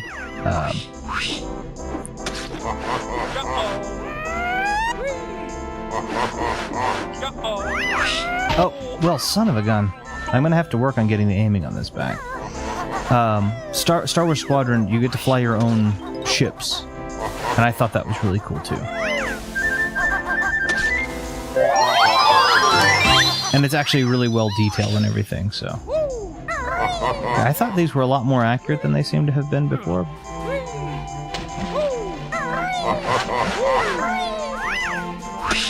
Alright, well, I guess not. Maybe they're missing... Maybe they decided to import the 64 engine back in and say, you know what, let's make them aim like they don't really care if they get them or don't. Like, I have no idea what that just was. Whoops! Are you trying to hit the top hats retro? Yes, I am. That's where the X's are. You have to beak bomb the top hats, and you have to take all of them out. There's a jiggy for that. You take them all out. One of them will have a witch switch under it, which is one of the 10 jiggies that you have to get in Gruntilda's lair. And then taking them all out, the last one will forfeit a jiggy that it just has. I'm gonna take that Mumbo Skull. Take that Ekum Bokum. Alright. It's a mountain climbing thing. That's really cool. See, I think that's really neat. You were about to say something about Discord, but oh yeah, I did. You're correct. I think it would be fun to see the Bennett Foddy playthrough done in VR from the perspective of the climber. I think that would be fun. I thought it was really fun. I thought that your run, by the way, was incredibly fun to watch. And I liked the, when you were at Orange Hell, I liked the, there we go. I liked it looked like kind of the grumpy, just push the orange off. I thought that was fun. It was just one of those like, okay, I've already up here. So,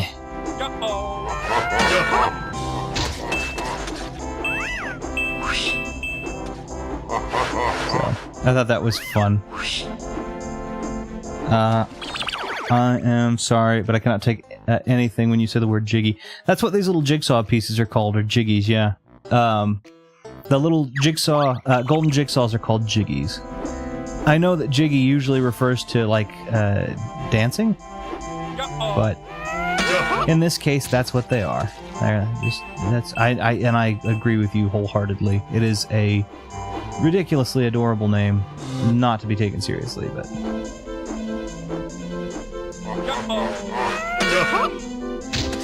Okay. There we go.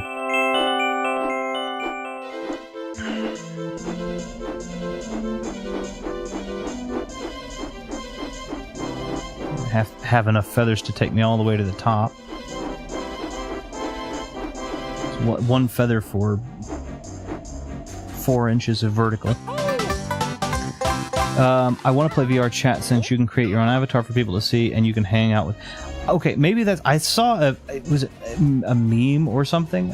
Or no, it wouldn't have been a meme, I guess. It would have been a short video of someone who was... I guess it was a Russian gentleman, but anyway, he was Knuckles the Echidna from Sonic the Hedgehog fame.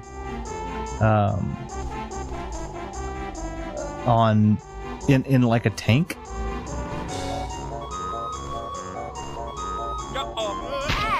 I didn't know that it was just going to let me clip through. Okay, well, that's fine.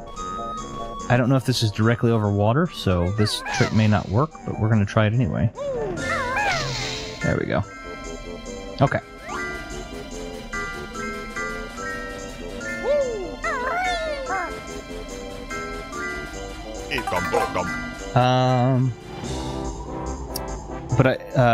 And I do want to use my imagination. We'd love to make myself avatars.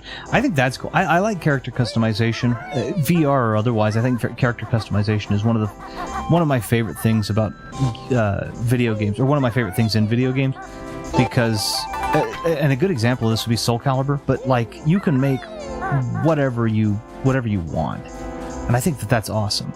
But I worry that if I were in VR, then I would, be in first person.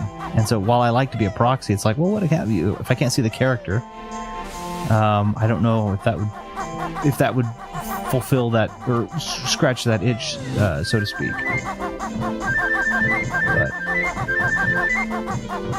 But maybe, who knows? Me personally, I just like. There's the Witch Switch one. This is the first one that's actually kind of challenging. Well, okay, I guess I can't jump up there. I'm going to take another... There we go. I like the character customization in games where you actually get to see your character often doing so. And that's the thing, like, I like... good character customization games, obviously, if you want to play them, and there's silly Skyrim and Oblivion, but Soul Calibur games have insane character customization. I love VR because it allows people to be who they want to present as. For some people, it's a dragon, a knight, an anime character, and in my case, it's sort of... You got me with the twist. That's funny. Okay, so I have... For me, it's some soda. That's fun. I don't know what I would present as in VR. I have no idea. Okay, I remember that this can get frustrating.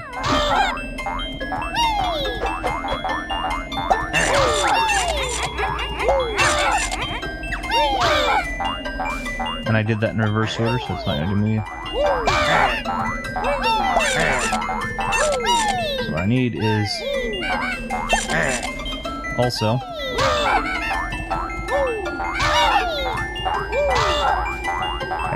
usually I'll get 2 lights at a time.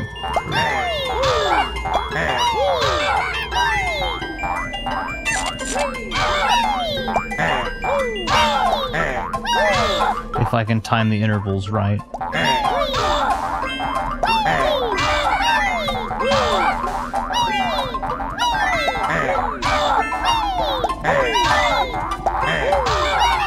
Flying through the star, I think, is more frustrating. I did it. There we go. Okay. I don't really want to be taken seriously unless it's required. That's fair. That's a fair ask. Okay, so I know on this one I've got to flip the tree on and then fly through the star thrice before the timer runs out. So, I guess let's do that.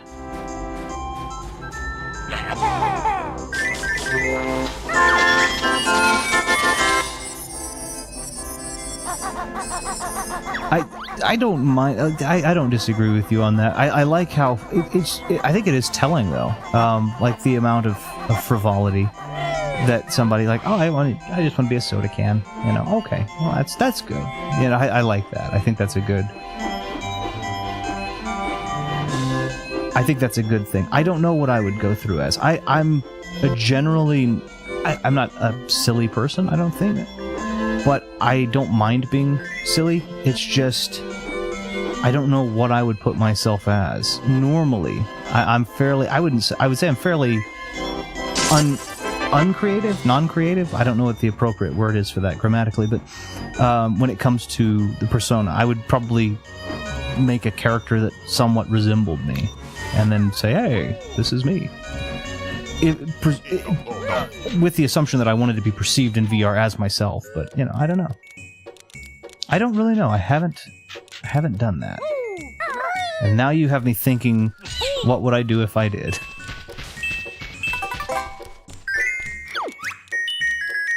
VR Chat is the only game that allows me to become my dream character, which is an undead skeleton knight who is a necromancer. It's like I don't know. Xbox started a thing called they started a thing called the Platinum Rule, which is treat others as they want to be treated. Like the Golden Rule is treat others as you would like to be treated. Theirs, as they call the Platinum Rule, is treat others like they want to be treated. I almost wonder if VR is kind of that extension of people getting to present in whatever fashion that they want to give a more illustrative version of how they may want to be treated. If I'm to be completely honest, I'm very thick-skinned, so I don't particularly care how I'm treated. It doesn't really bother me all that much. I like it when people are nice, but I'm also not easy to offend if people are less than pleasant. So, in a VR space, I feel like that I might be super bland, at least in that context. Undead skeleton knight who's a necromancer. Does Diablo let you become something? Have you played Diablo? Does that? I thought you could be something like that in Diablo, but maybe I'm completely off base. I could be. D&D probably also allows me to do that, but barely anybody in India plays D&D. Oh, that's a shame. D&D is a ton of fun. I think D&D is a lot of fun, but I am probably a big nerd too. So who knows? I think D&D is a ton of fun. There's a version of D&D called VTM also, which was a lot of fun. Vampire the Masquerade, and there's actually a game that came out on PC. It was an unfinished project that effectively was finished through patches and mods made by fans. It's available on Steam and on GOG if you care to own your stuff without having to have a key. And it's actually quite fun too, based on the D&D mechanics. Which also, again, KOTOR, a Star Wars game that I've played on this channel, is also based heavily on the D&D mechanics. You just don't get to see the rolls. And, of course, I can't mention D&D without saying Baldur's Gate. If you don't happen to have the friends available and you want to play in a heavy D&D, Baldur's Gate 3 is widely considered one of the best D&D, if not the best D&D video game to ever have existed. I'm also not a big fan of top-down games. I just do not like them, and also I've never played Diablo. Diablo is pretty fun, but I can understand there are different like isometric games and top-downs were a really big deal kind of back in the heyday, and I think that if you didn't kind of start off on the heyday of the isometric D&D, it is hard to get into. I completely understand that, so I'll take that. I think there's no, just eggs, I guess. I'm finally excited for the Android update. After so long, they're going to add app pairs to A15. You can save a pair of apps and have them always open in split screen. Ooh, that's a really handy thing. So I am curious, what will be your first pairing once that happens? Or if not, what do you think might be your most frequent pairing? Here you go, guys. Your dad ate, selfishly, a piece of metal and then ran off to race someone, and I have absolutely zero idea. And your mother is in the second game, so she's in Witchy World. It never shows pictures of the mom, though, or at least I don't see him. It's Boggy and 2 of the 3 kids. Let's see, is Mom here? Is Mom anywhere? That's just the snowman outside. Oh, and they have a picture of us. Why do you have a picture of us? Until this point, we've never met. Okay, well. I guess because we're bears also. Dun, dun, dun, dun, dun, dun. Thank you for saying you were fine with my opinion. I used to talk with a streamer that I felt like I could never even have an opinion in the stream, and so grateful to get to talk to. Oh, it's no worries. I primarily use it for streams. I have YouTube and Discord. Oh, that's smart. That's smart. That's actually really handy. Man, I might make that pairing. That's a really good idea. Now I'm sitting there thinking about, oh, okay, yeah, that's really interesting. Wow, okay.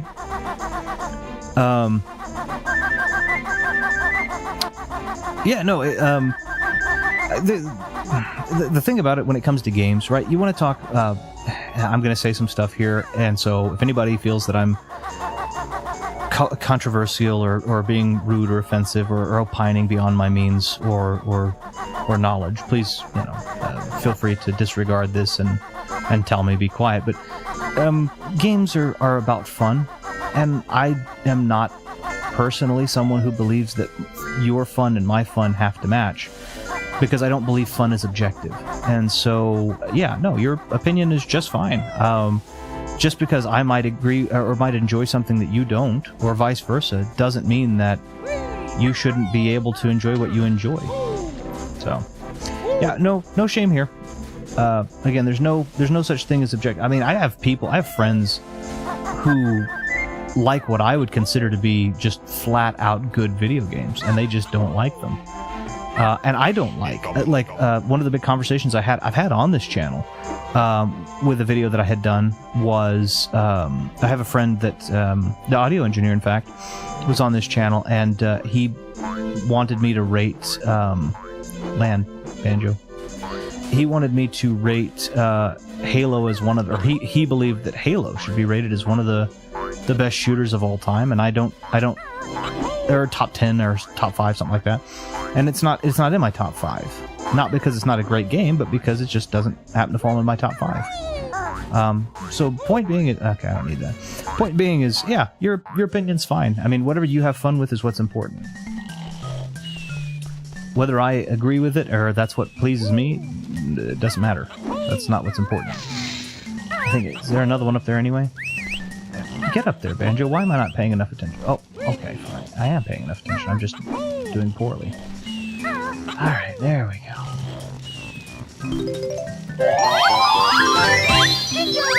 I'm gonna go get Waz's here in a second. Then I have to do the races, and I hate the races because Boggy cheats really badly. But I do love this little transformation. Oh, did I miss something? I'm sorry. I forgot what I was about to say. Did you ask me anything, Retro? Oh, never mind. I remember. No worries. YouTube's UI almost didn't tell me the stream was on. I swear. Oh, it's Viddy. I'm sorry. Hey, Viddy. What you doing? I swear that YouTube is. Oh, hi. No, you're good. Yeah, okay. The more foreign culture gets introduced to India, the more fun and nice it gets. Well, that's good. We all have things, I think, about our cultures that we could contribute to other people that are fun, and things about cultures that are ours and otherwise that maybe are outdated, that we should discard. I think one of the things we should certainly discard that has become a part of modern culture is telling other people what they should and shouldn't do for fun. I think that's internet culture. And I have no place telling you that what you're doing is or isn't fun. Politics, religion, all those other types of things, we can have debates on those if you want to, but and we can talk about objective this and that, maybe, but when it comes to fun and games, no. No, you have fun doing what you have fun doing, and that's all that it is. I'll take the rap, for example. I'll take rap, for example. Gotcha. Here we didn't or barely had any rap music for about the entirety of India's cinema Bollywood. Only had romantic sad songs till around the 2000s when rap started slowly getting introduced here. Yeah, and Bollywood is awesome, by the way.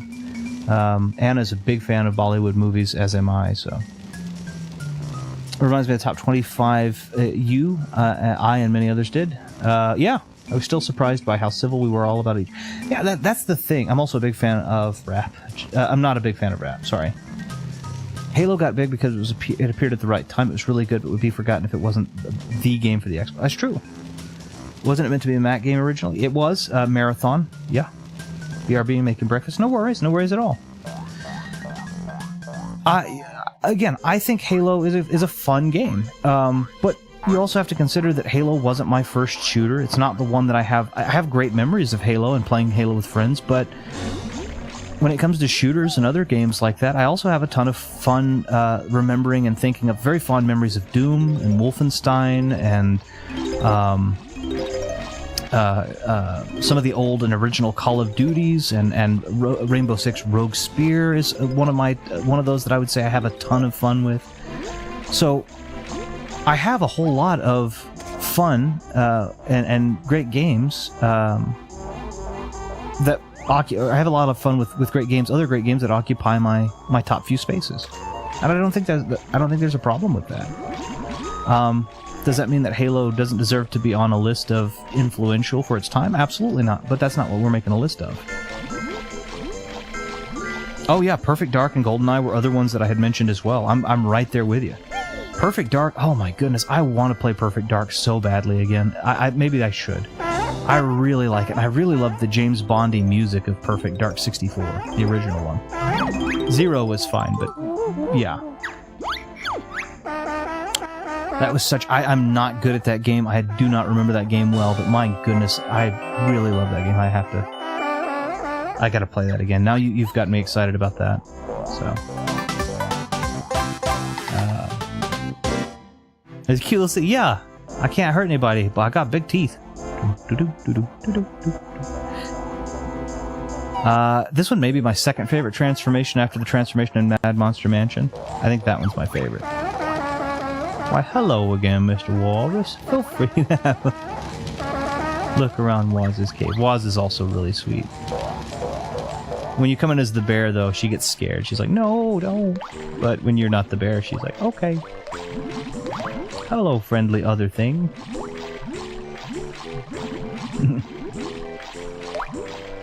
And that's where the other empty honeycomb is. And that gives me one extra full honeycomb for my life. And I can actually use these crystals for cover. And I now have 8 honeycombs, excuse me.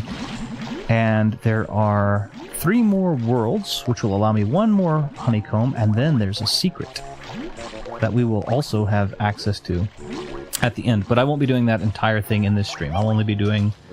I may do Mad Monster Mansion, and then we'll call it probably a stream then, and then after that we'll have Rusty Bucket Bay and Click Clock Woods. Click Clock Woods takes a long time by itself, and then probably the final fight in the game show. So it may be 2 more episodes after this. Maybe? I don't know. Yeah, I love little walrus though. Yeah. Miss Maggie, do you remember what the transformation is for the Mad Monster Mansion? If you don't, then I'm excited for you to get to see it again. If you do, then that's wonderful, and I hope you're excited for it. But if you don't, I would love to know. Let's see. Okay, that's okay. I'm excited to get to show you then. I think you're going to like it. I now have to do the race. I hate this. You're gonna see he cheats. Because he's rubber banded, and I hate rubber banding. It's not that I hate the game, it's just I hate rubber banding, and he is rubber banded. That's what it is. Okay, let's see. Really, let me catch up here to make sure here that I understand, because a question was asked. I do want to rediscover Halo, but mainly in co-op. That's how I got into Halo, and to an extent Halo 2 and 3. The Master Chief Collection does a great job of reintroducing that with modern servers to the modern audience, I think. Problem is, in my opinion, that every time you launch it, it has 114, 120, 150 gigabyte update all the time. And I think that's completely unnecessary. So, but anyway. But I think that's a great thing. Couch co-op, though, no problem. It's one thing I never understood about those old games like GoldenEye, if you guys would be willing to explain to me. What's the one thing you didn't get to what is the one thing that you didn't understand? You might have elaborated, so let me catch up real quick and see. GoldenEye got into the top 25, which surprised me because of how it's considered aged. Sure, it's a good game, and it's heavily influential, but it's an FPS of its time. They actually did move it over. For those who have the rare replay, you actually get it for free, and it's on Game Pass for Xbox, and they really enhanced the controls and the feel of the game. I would argue that it's pretty well on par with, now that they've enhanced the feel of it, I would argue that it's pretty well on par with the remasters that they've done of a lot of these, like Doom and Star Wars Dark Forces Remastered, where it does feel a lot less aged. Although it is obviously still graphically aged, the control scheme feels a lot more modern. But I agree. Waza is sweet, but Waza called the Baron Bird sting. Yeah, that's true, but I'm not the Baron Bird, so why do I care? Also, wouldn't you be terrified if you were a... Well, I guess walruses are actually pretty vicious animals, so never mind. I was going to say... No, they're not vicious. They can't... They're hippopotamus are what I was thinking of. Walruses aren't particularly vicious, I don't think, so never mind. But I guess, wouldn't you be terrified if you were a walrus and there was a giant bear? Or at least a bear? I don't know. So you've seen the video, and whereas shooter-type games you're able to walk around and look around your basic, but then you were also able to aim while also looking like you look to your right and your left, but you can also aim to your right and left while turning right.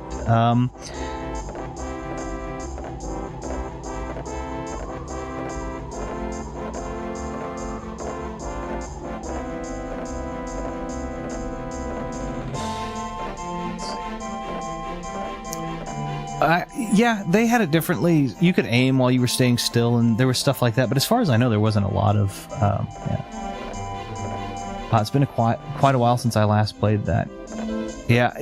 I might have to do it again and see if I can demonstrate what you're saying so that I have a better grasp on that to answer. It seemed one of the first SPS games that had aiming that wasn't like the old Doom or Wolfenstein where you couldn't aim up and down. Yeah, it definitely has a much more modern control scheme now, too, with the new patch.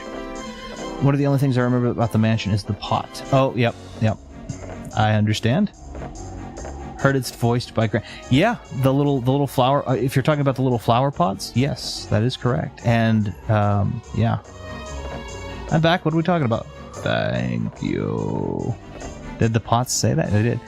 I think the pots said. So no, Grant Kirkhope has gone on record as saying that he had to do the take multiple times because Nintendo consistently believed that was what the pots were saying, and because of the bit crush, low resolution audio nature of the audio, he had to record it multiple times, each time enunciating the TH sound more, or pronouncing it more clearly each iteration. Thank you. So, but it still came out as thank you, which it was. So that's why he put emphasis on the TH.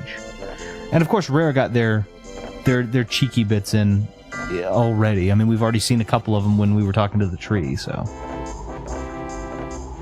I think the pot's sitting. Ah, yes, I did show that message. Haha. I try to describe it best from memory. No, that's okay. I think I understand, but I'm not positive if I do. But they now have a more modern feel, a lot of those that got brought back, so I think that might be. Speaking of Banjo-Kazooie, my secondary channel has lasted about 6 years. Congratulations! That's fantastic. It's really good, too. It's really, really good. I think it was on purpose, honestly. Oh, there's no doubt that he definitely tried to get a few shots in on Nintendo by slipping in things. But I do think that he said on this one they were very... On the pots, I believe he said that they... I do believe that he said that they... were very particular about the recording, and that he did have to record it multiple times. He was not really able to slide one fast one on that past them.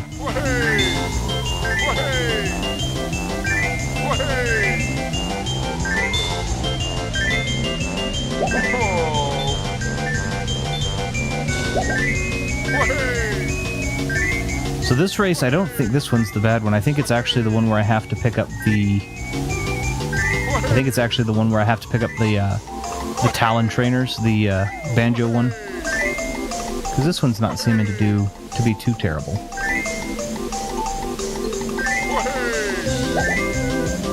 I mean, you can definitely see he's cheating.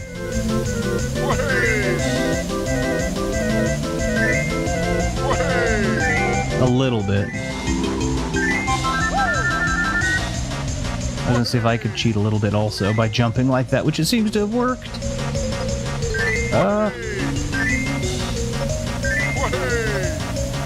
Okay, that worked. Okay, good. Did Grant Kirkhope have to clarify what the pots were saying because of the whole Banjo-Kazooie is E, but it got root stuff in it? No, I think what he had said in the interview was that a lot of they slipped a lot of things through, but Nintendo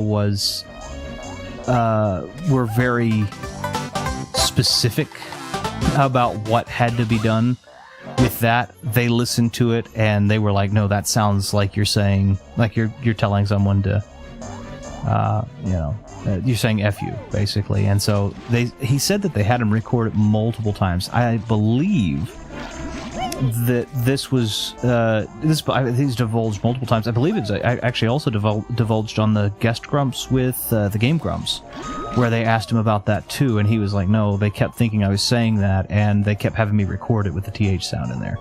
So a lot of different sources. I've certainly listened to my fair share of Grant Kirkhope over the years, interviews and all otherwise, but I really love Grant Kirkhope and his work. Very specific. Yeah, that's exactly right. But remember also, this is the interesting thing, they released the uncensored version. To this day, Microsoft's version remains censored. So it's the Nintendo version. If you want to play Conker's Bad Fur Day and you don't want the censored version, you have to play the Nintendo version. I even believe that the Rare Replay version is also censored. So I do actually have the original carton box and all that for the Nintendo version.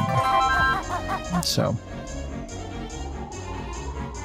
you think it was on purpose, honestly? Oh well, I mean, and he might have been able to. He might have tried to thread the needle on that. He might have tried to make it sound as close to what they would accept and still be offensive. So you could be correct. Also, I wish I could have seen, but I didn't. Oh well. We'll take the damage. It'll be fine. You could be right. Maybe he threaded the needle, tried to thread the needle of what they would consider acceptable with what he could get by with most people not seeing or not listening and thinking that it was that. But it's possible. Did Grant Kirkhope have to clarify? Oh no, we have that. There's one thing I love. I love to do races like you're having. There's another one, and it's frustrating because I like races, but I don't like rubber banding.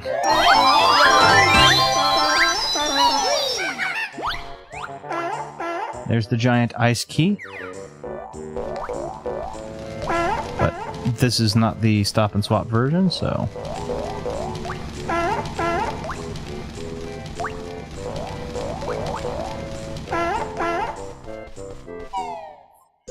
Boggy's played too much Mario Kart. Yeah, very specific. Oh yeah, and then I've still got my N64 copy of Conker. Yeah, if you want to play the uncensored version, I believe that's the only way to play it.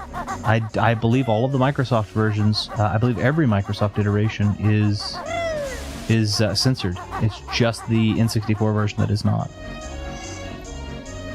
It's slightly censored. I played it myself. Oh, okay. The N64 version or the Xbox version is slightly censored.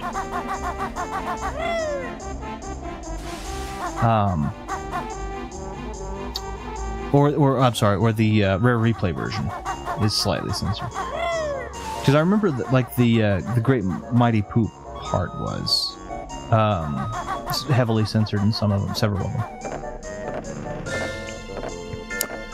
Thing is, whenever my opponent has a bigger size hitbox than me, then I will get in front of the opponent and then stop them and make my opponent push me to the win. Which is smart. They do a really good job of making sure that the collision articles don't catch on this, and so because of that, I end up in trouble. I end up trouble. I end up getting pushed out of the way. And you also have to make it in between the slalom gates. Whoa, I'm not going to do that yet. What Genjo am I missing? I'm missing the blue Genjo. I have to remember where he is.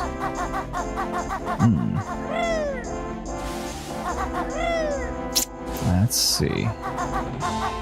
I know green is there, yellow was there. Oh, you know what? I think blue is in Waz's cave, and I just missed it.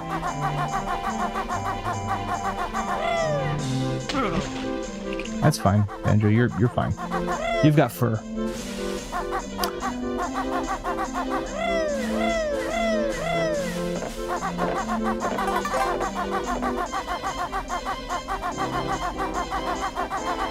I remember one was in the pipe. One was there. I have to remember.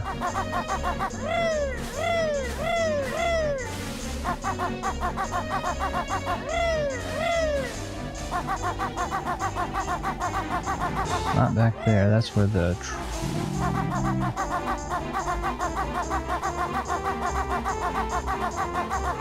it's either there or it's in the bear cave. Anyway, I'm sorry. Really quickly, let me catch up here because I'm focused on something else, and I should not be at the expense of people wanting to talk.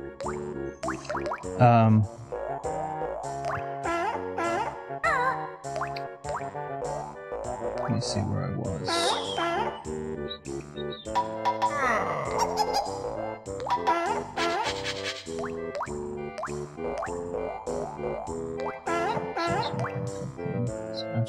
Okay, there we go. I'm sorry. Okay, now I can scroll. I had a big window pop up in front. That wasn't right.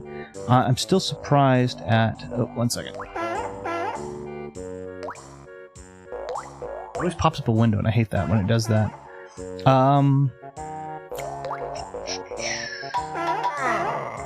I'm still surprised at my 12-year-old self to be playing Conker's BFD before turning 15 and gradually understanding the rude words in the line. It's so weird too because it's just the original N64 ROM but modded to have Xbox buttons. Yeah, that's true. Valkyria Stargame says, "Hey you guys, I started the second channel and I'm collecting for the Game Boy Color and original Game Boy." Very nice, very nice. I'm curious as to what your collection has gotten off to. A game that I might recommend for you if you want to look for a really elusive and particularly impressive game would be Resident Evil Gaiden. I've always enjoyed. I always thought it was kind of nice, and it has some really interesting music too. Entering the codes in the sandcastle for the stop and swap takes a bit too long. Yes, it does. Talking about racing, Daytona USA is my guilty pleasure. Oh, that's such a good one though, especially on the arcade machines.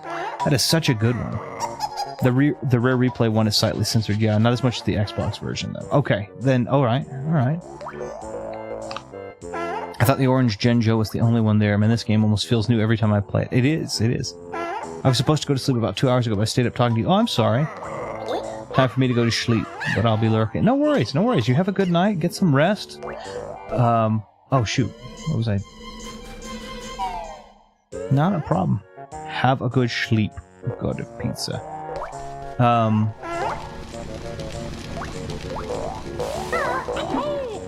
No, it's not this, and there's not another one on the other side. Where is the blue one? Those are feathers. Oh, you know what? I know what we're looking for. I think I'll go to bed as well, getting a little tired. No worries, Miss Maggie. I hope you have a wonderful evening, a wonderful rest, or restful sleep. And I may go ahead and save Mad Monster Mansion for the next, or I may do like half of Mad Monster Mansion because it's not a normal number, and that way you can also see the transformation, which I think you'll enjoy.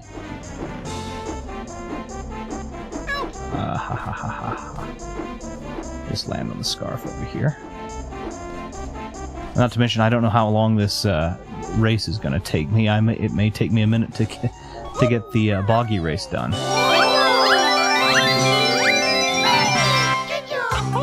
I wasn't very active this stream. Well, that's okay. That's all right. Today was wonderful. Please enjoy it as much as you can. Yeah, absolutely. Absolutely. It's always wonderful to get to talk with you all, and it's made more wonderful because of that, in fact. I'm going to get hurt. I did, indeed. That's okay. I'll go crack open one of those beehive things. Can't wait. No worries. Thank you for coming in and talking with me. And it's just always a lot of fun to have you here and to get to talk and share different opinions and all kinds of different stuff. All the good stuff that we get to do. So no, thank you so much. And Bogus, no worries. It's never a worry. If you're not active, you just want to listen, or you like watching it, or heck, I mean, it's whatever you want to do, whatever you're comfortable doing. You don't have to. I'm not looking at people's participation and saying, oh, well, he didn't talk very much on the stream. He must not be friendly. This is all for fun. If you just relaxed, if you fell asleep to this, that's fine. That's perfectly okay. Just whatever was comfortable, whatever was fun. I was kind of supposed to get up at 8 a.m. instead of 7 a.m. I just did. And then again, I probably missed the stream otherwise. Well, it could be. I might do, like I said, I might do like half of Mad Monster Mansion and then leave the other half, and that'd leave me Mad Monster Mansion and that'd leave me Mad Monster Mansion, half of that Rusty Bucket Bay, which will take some time, and then Click Clock Woods, and then we'll have the game show and the final boss. So that leaves me like 2 more episodes, I think, to do to pass this 100%, which I think is pretty good. I think that's reasonable.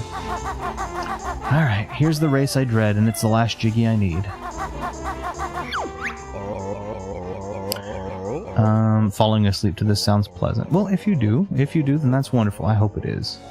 I probably talk too much at streams at times. No, never. It's always fun. It's not a problem. Anyway, good night, everyone. Have a good night, Miss Maggie. I hope you have a wonderful time, and thanks so much for coming in and paying me a visit and talking as well. Bogus said they'll go too. No worries. I hope that they have a good evening and a wonderful night and rest of their night. And yeah, no worries. Retro Room ASMR much. I maybe, if it's comfortable to fall asleep to. I feel like I certainly do talk too much. No, it's perfect. I love having conversation. I feel bad sometimes because I'm not as good at keeping up with it when I'm trying to do something, super focused in the game. But no, never a problem. I always enjoy the conversation.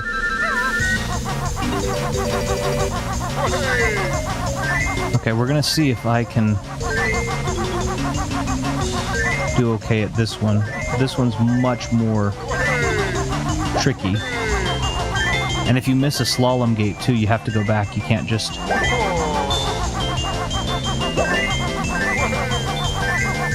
But he's rubber. I believe he's rubber banded to you, so I believe he's always able to catch up at least one more time. Oh! Nope, that's a forfeit. No, it isn't. It is a forfeit.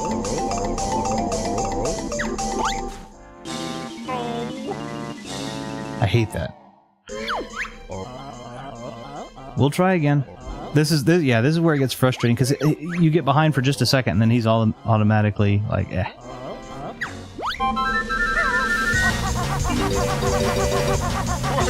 This was much harder with poorer camera controls and the N64 stick, but it is still tricky here. See, I missed that slalom gate.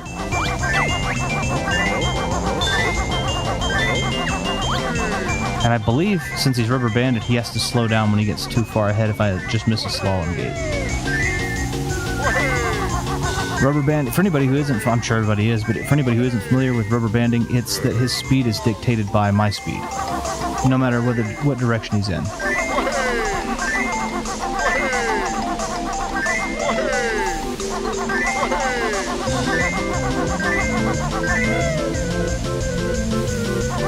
So he's going to go, like here in a minute, he'll probably start going a lot randomly faster just because.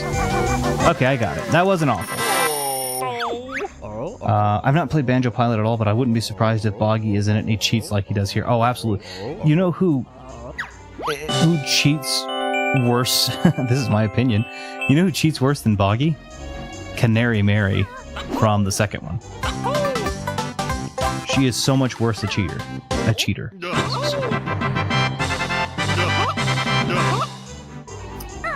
Alright, so let me make sure. Let's double check. I think that's everything. It's 100, 110, 10, 2, 2 in 50 minutes. With Bubble Gloop, whoops. With Gobi, it's 100, 100, 10, 10, 2, 2 with 58. Bubble Gloop, it was all, so we're 100% there, we're 100% there, we're 100% there. we're 100% there. So we are currently at a 100% of all of the metricable. Now, obviously, we could try to go for 100% for the Mumbo Skulls, but there's not a counter for that, so it'd be a manual counter, and I'm just not going to do that. I'm just not going to do that. So let's say we do a couple of jiggies in Mad Monster Mansion, and then we'll leave half of Mad Monster Mansion and for the next stream, and we'll pick up there. I think that'll be good.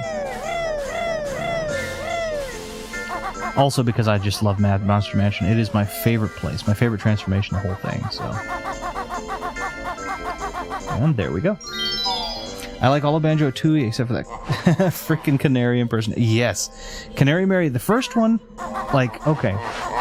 The one in the mines in Glitter Gulch, no problem. I don't really have a problem. But Canary Mary in Cloud Cuckoo Land? No, that is stupid. How ridiculously cheap she is. She is just, I mean, she cheats in that. Hardcore. I never have had problems with the ones in... There are two races in Glitter Gulch Mine, right? There's the one for the Cheeto page and the one for the Jiggy. I've never had a problem with... As far as I know, I haven't had a problem with either of those. But with the... grab this Mumbo token real quick. There we go. Because I believe for our next transformation we need 25.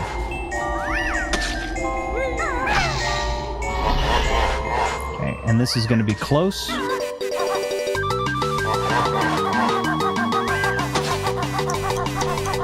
It's always at like the last second. 2 in my case, I did well. This is tricky because you get too, if you don't have enough feathers, you get too caught. Whoops. You just hit the ground and that's a waste, so there's... Also, if one of them hits you, which can happen, like that almost just did. And they expect you to fly back down, but again, we're just going to use my secret trick because it's going to save my feathers. So all I do is I come over to the edge, slam, off the edge, no damage, and then I'm just out of here.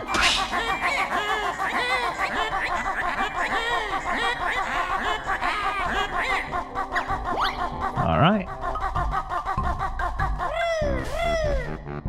I think I already unlocked Mad Monster Mansion. Fairly certain I did. So I believe that's Gobi's Valley.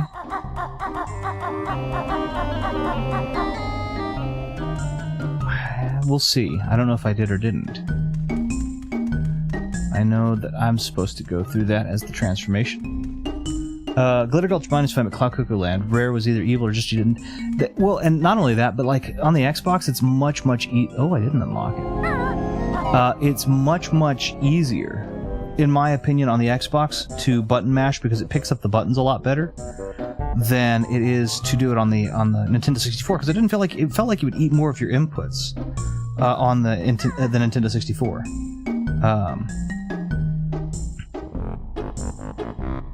That's how it felt to me. Grunty's least favorite season must be summer because one would have to wear shorts. Well, that's the thing. I don't. Yeah. I don't. It like I was saying earlier. It gets to be. Whoops. I was paying attention. It gets to be like 49, 50 degrees Celsius here. And I don't wear shorts or short sleeves ever because I have an issue with an allergy with the sun. So I burn incredibly severely, incredibly fast, incredibly easily. So I always wear long sleeves and such. And it's again 49, 50 degrees Celsius here. So. I guess that's true. I've heard the increased frame rate makes Canary hard even in Glitter Gulch Mine. I found on the N64 one I get quite ahead of her in the mines, but she's more cheap. It feels like that more. To me, it felt like more of the inputs got eaten in 64. Maybe that is what happened or not. I don't know. but it feels like that the button presses are better in the Xbox version, but the frame rate being faster means that her being reactive is also she's more reactive, I guess is what I'm trying to say.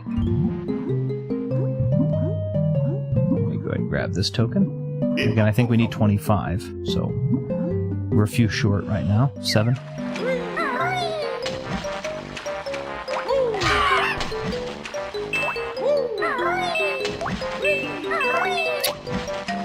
And yes, if you can catch the piranha just on the frames before you hit the water, you can kill him. With that, you have to keep him near the surface. It doesn't work otherwise. All the tricks. Stuff that I'm sure you guys already knew, to be fair, but maybe not. Who knows?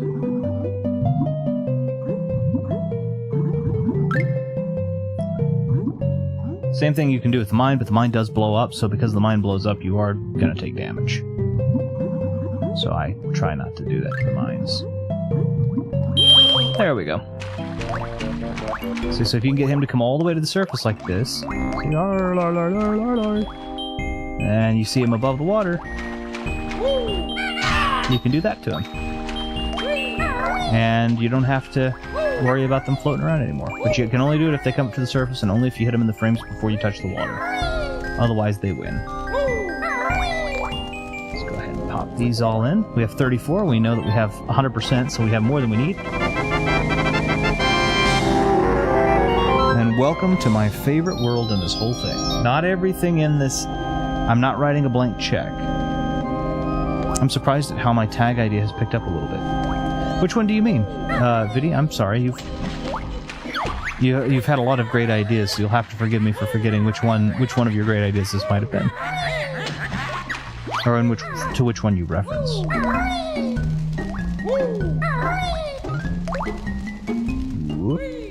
I gotta keep going because I believe there's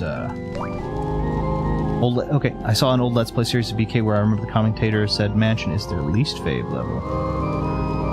Oh, really? Huh, I love it. I love the music of it.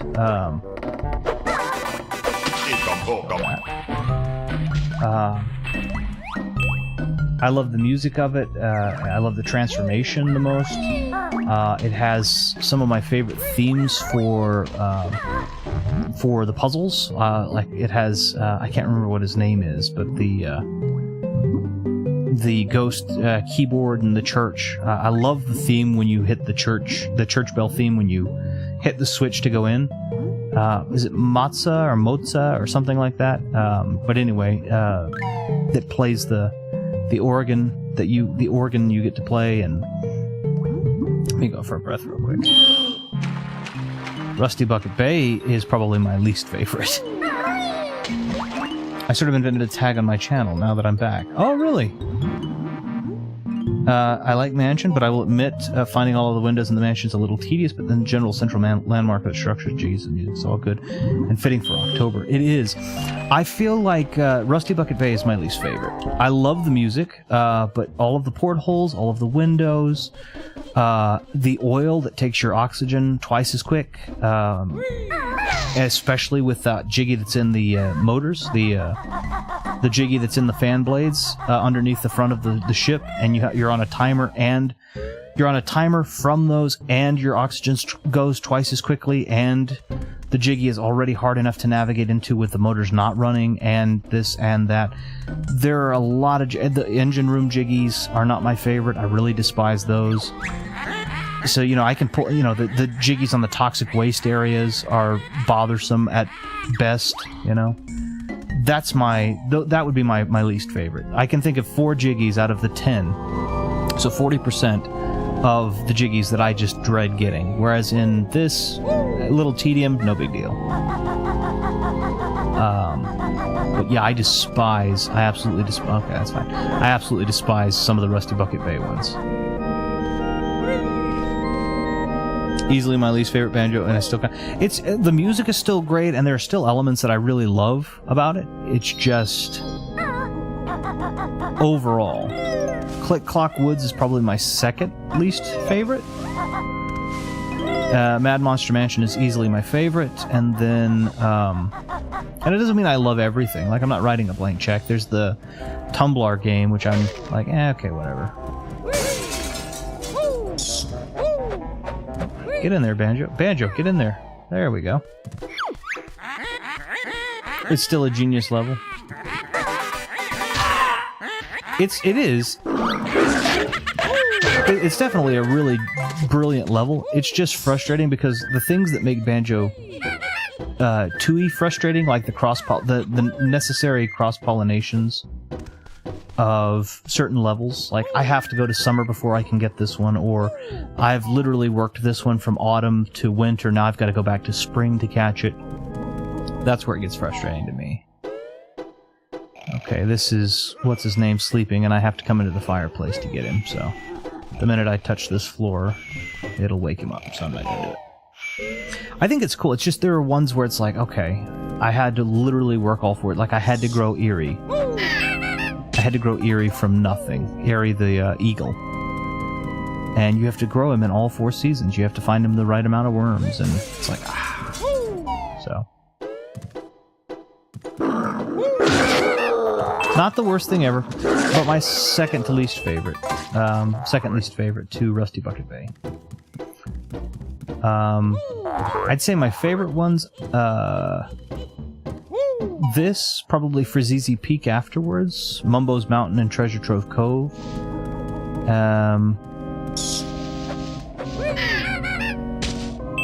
Clanker's Cavern, Click Clock Woods, Rusty Bucket Bay. Probably in that order. I think that's reasonable. Frizzy Peak is your favorite, and I completely understand why it would be. I completely get it. Frizzy Peak is such a fun level, and it's also really nice and concise. Like, I knew where my jiggies were. The worst thing about it is the boggy race, in my opinion. Okay. For those of you who say that the Banjo Punch is useless, it's really good for being on narrow platforms like that and being able to do damage. Okay. I have to be a transformation to get that one, so I will wait. Let me go around. But I love the ambiance, and I love this song. This is such a simple, but yet good song. There we are. These bats always reminded me of Acro from the SNES, by the way. I don't know if anyone else is that way, but they have. It looks like I have to do the transformation for that one, too. I don't think there's any cheesing it. Is there any cheesing it? Can I cheese it? Can I cheese it? No, I don't think so. I was hoping I could.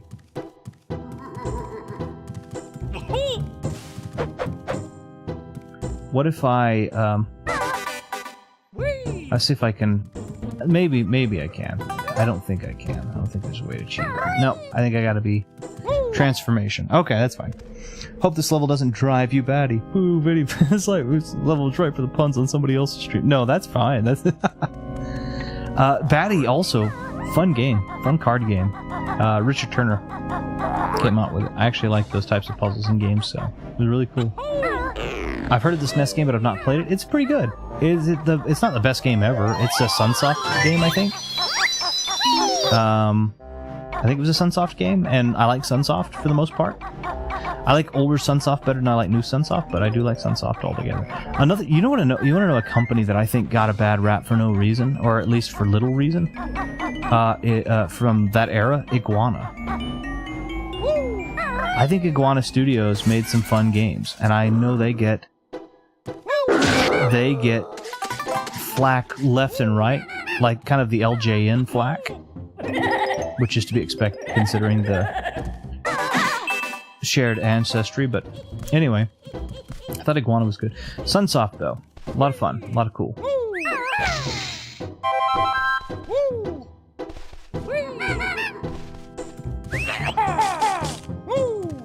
There's a Jinjo in here.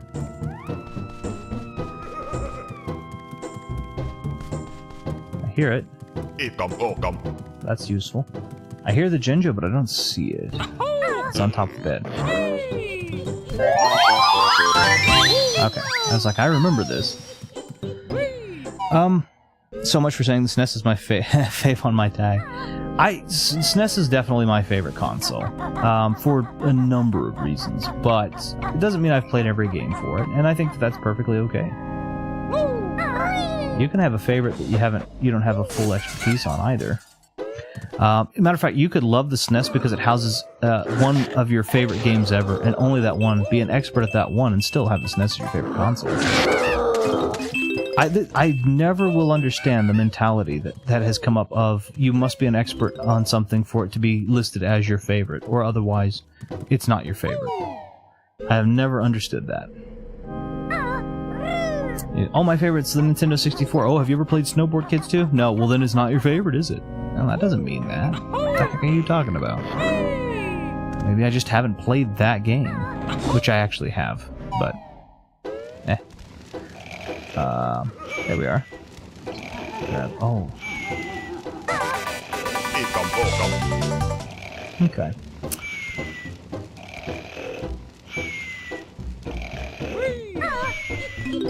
Jump on the soft, cushiony chairs to steal.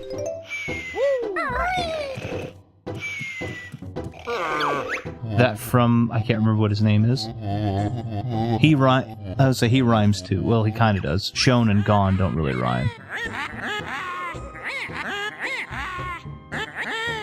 Put and but also don't rhyme, so they're not even near rhymes.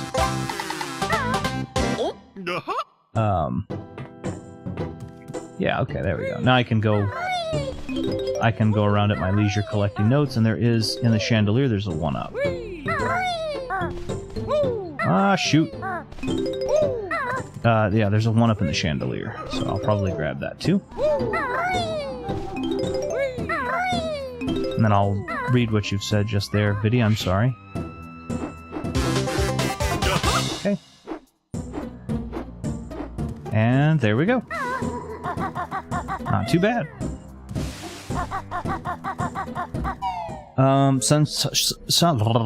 Sunsoft have published so many games I've lost track of which ones I've played. Spy Hunter is one of my favorites. I think that one's probably one of their more popular ones for the NES. Very, very good. Well, I said I like the SNES because of the 16-bit style. Its controller and, of course, the lineup of games, especially its platformers and RPGs. Both of those genres were king in the 16-bit era. Exactly. Rare... What rhymes are those supposed to be great at? Yeah, exactly. Yeah, put does not rhyme with but. Putt does, like what you would do with a golf club. But and put don't, and shown, the past tense of shine, does not rhyme with gone. Okay. Tentacle out so we can get that Mumbo Skull, and that'll leave us with only two to get, because there is only one other Mumbo transformation after all of this. This is the second to last Mumbo transformation in the game. Oh, I'm on the lock pad side.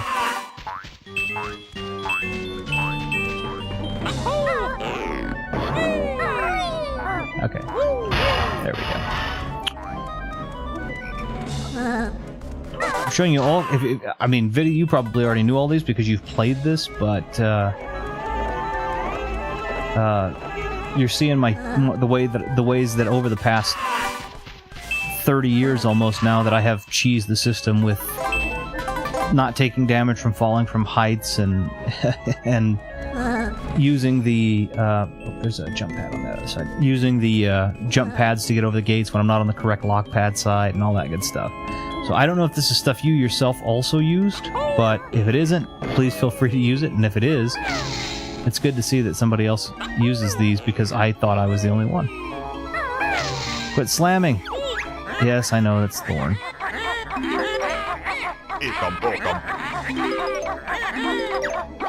I totally said shown as if it rhymes with gone.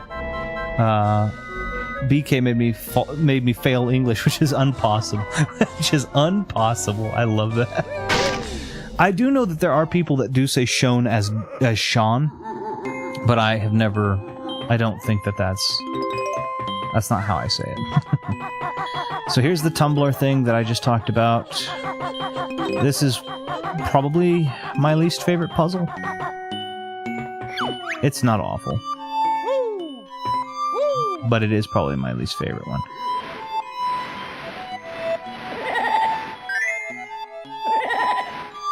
I'm gonna try something. Yeah, that's what I thought.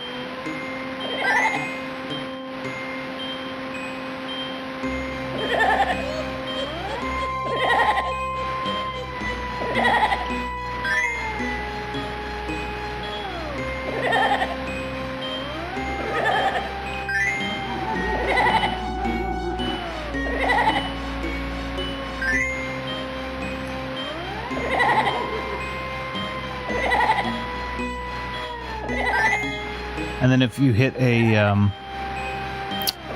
witch face, a grunty face, then you get... There we are. Then you get, you lose one life. Or not one full life, but one...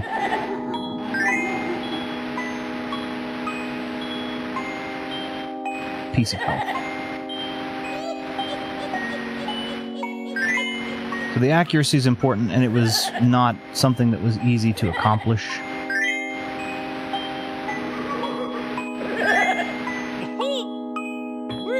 Oh, really?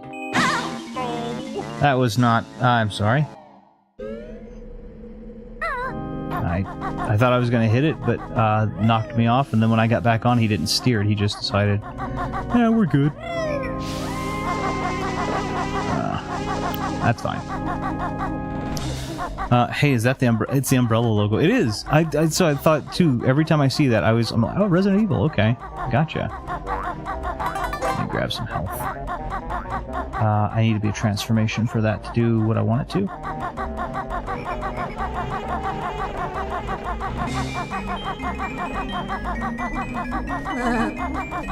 Let's try this again.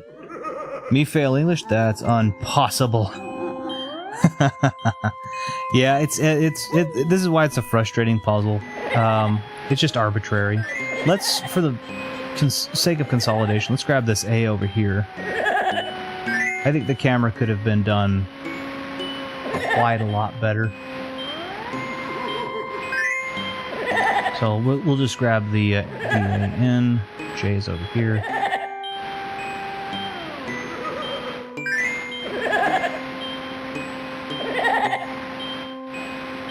And we'll just... This is the way I was supposed to do it, and it's the way that I normally do it, but... Z. That's also sometimes frustrating if you don't get enough of Tumblr on it. O.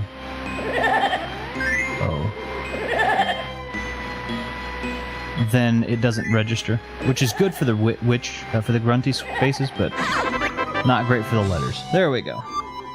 The puzzle's solved. It happens to be that every place you go, even though you've never been here, the puzzle is you.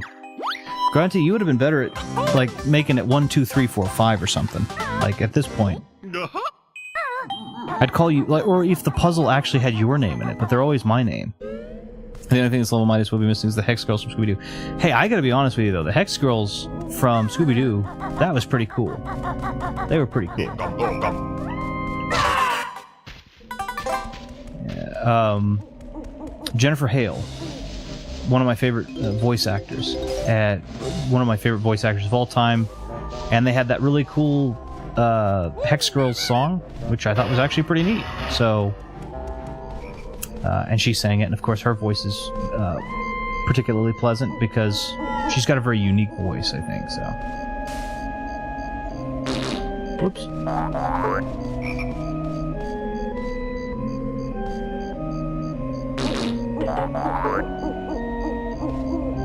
Let's try this again. What? Thank you. Yeah, I don't remember all of their names. Jennifer Hale is still... She's great, though. She plays Bastille Sean in KOTOR, KOTOR 2. She plays FemShep. She's the voice actor for FemShep. She was in... back in the 90s, she was in Captain Planet. She was in...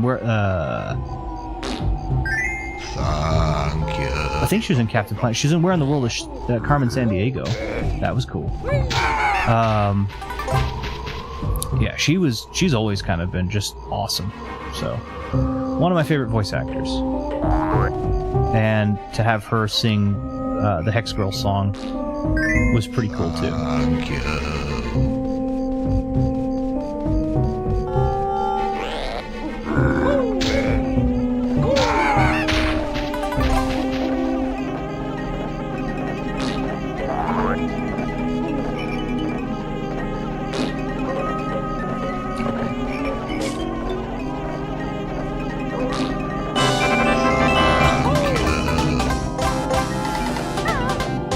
Oh, okay, hold on. Wait, what did that pod say? You're ground from playing. Hey, parents, I'm okay. I turned out. Some people were letting their kids play Doom, so it was like, okay, fine. Apparently, okay.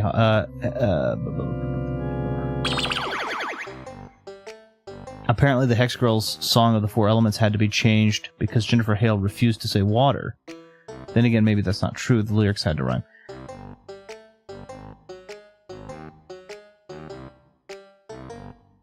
Yeah, I was gonna say, well, I don't know where water would fit. I think the lyrics were earth, wind, fire, and air, when you think about that. And then I think it's, we may look bad, but we don't care, which that makes the lyric rhyme, right? Earth, wind, fire, and air, we may look bad, but we don't care. But, I don't think water would fit in that, so. Jennifer Hale may have done Samus a little bit. Did she?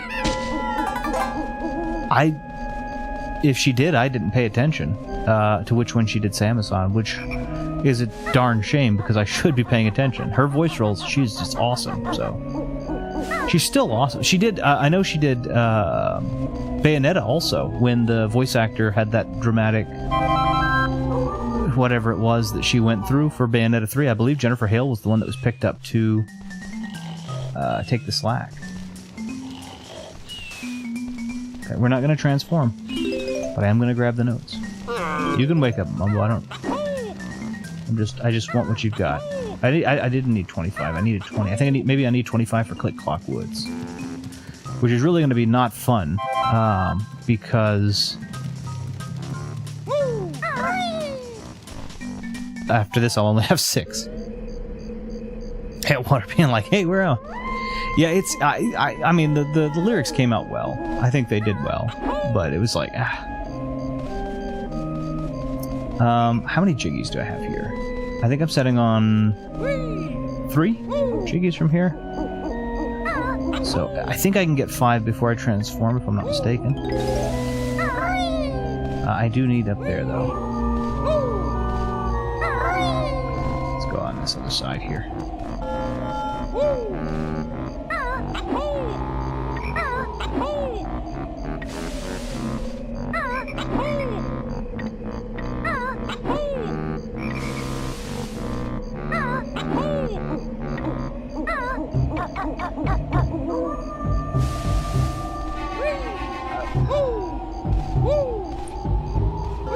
I was able to just do it this way, but why? It doesn't want to let me.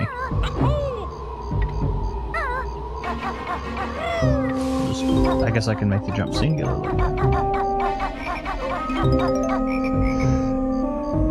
We ride the Fend, we fill the fight. Yeah. And so it's like, okay. And I thought that was a pretty darn cool song for what it was, for a little Scooby-Doo insert. Heck yeah, that's awesome. I thought that was pretty cool. So and she's, like I said, she's one of my favorite voice actors too. I love voice actors in general. Like, just the work. I would love to have the opportunity to be a voice actor. I don't have the voice, I don't think, for it, nor do I think I have the talent. But I think it would be fun to try. But she's one of my favorites. Another one I would say, Jim Cummings is amazing. Bob Bergen is awesome. Obviously, Rob Paulsen, I think, is a part of everybody's childhood at this point.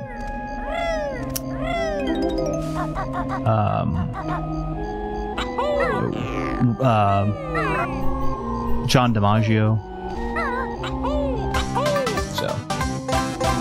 Yeah, and it's sort of unique to have Goth Girl Band also want to save the Earth. Yeah, Cummings is Darkwing Duck, especially. Oh, Darkwing Duck. I mean, he's been so many good, like Darkwing Duck. What a lot of people don't realize is this is another really cool fun fact tidbit. Didn't mean to do that. That's okay though. I got what I came for. What a lot of people don't know is that in Lion King, the original one in the 90s, the movie. There we go. The actor that plays Scar, his name's Jeremy Irons. Beautiful voice, by the way. Wonderful voice. And he, quote-unquote, threw out his voice in the recording of the song Be Prepared.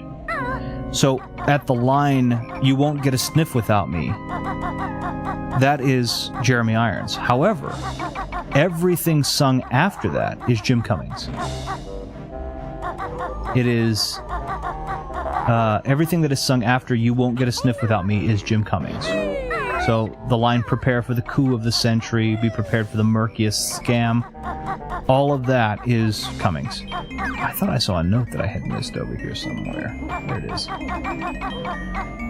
I wish I could do a good one. I am the creator that turns your life into a Soulsborne game. I don't have his... He's got a very... His voice isn't really all that deep, and I think that it's difficult for me to hit some of his higher ranges. Speaking of which, I nearly completed another Crab's Treasure. How are you? It seemed like you were really liking that. How has that gone so far for you? This is where we hit the wine barrels. We'll find a Jinjo in one of these.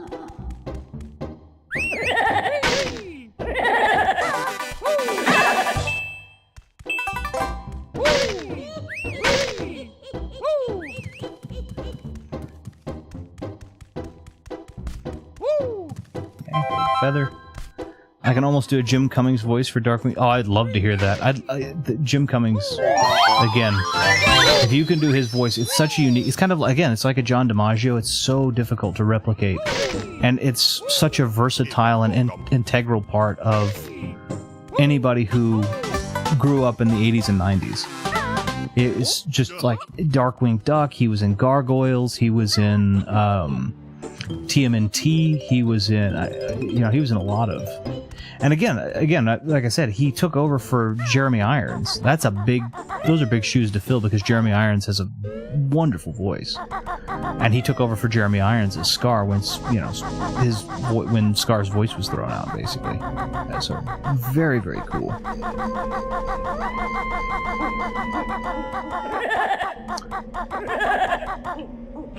Oops. Okay. Oop. I asked someone on someone's stream that they had a. Sorry, I asked on someone's stream that had that ask question thing with Gordon Ramsay. I asked, how does one get dangerous like Darkwing Duck? And Gordon Ramsay said, like a what do they call it? An AMA, I think. Is that what you mean? How does one get dangerous? Did he get the reference? If you're being genuine with me, I am super curious. If you're joking with me, then you've got me strung along successfully.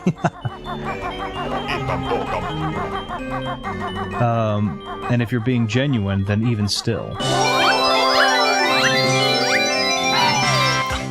For the love of all that's holy, are you seriously asking me how to become like a fictional cartoon character? Do you plan on quacking around in a cape solving crimes? Unbelievable. Get a grip and focus on reality, you buffoon. It puts 2 slices of bread to your ears and says, what am I? An idiot sandwich.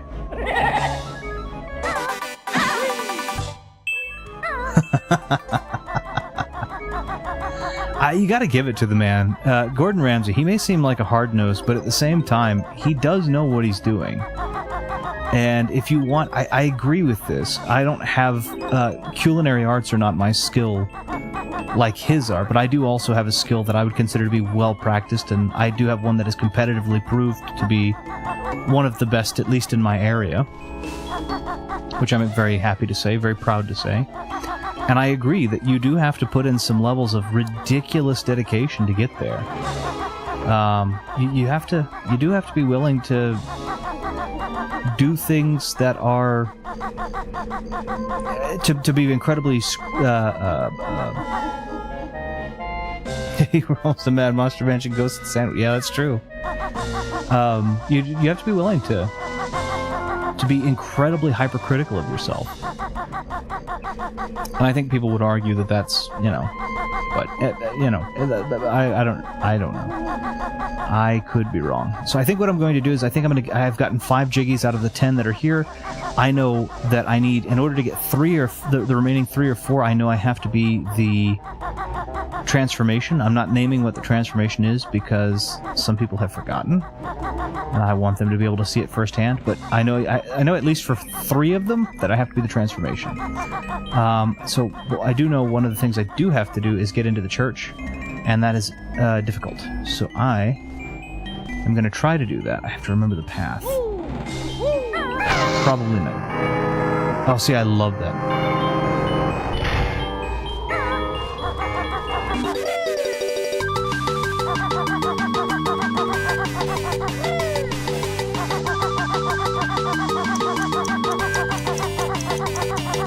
There we go.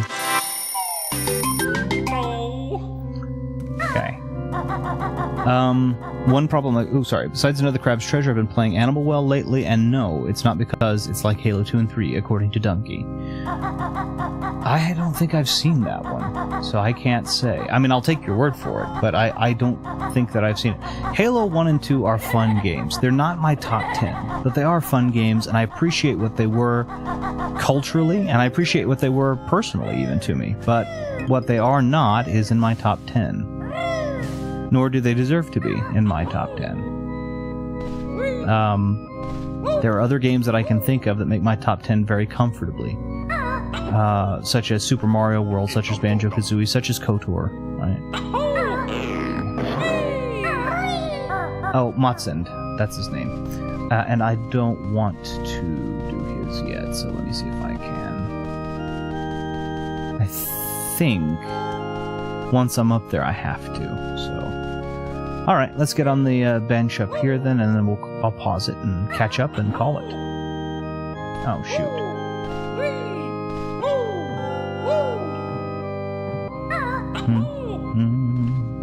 There we go.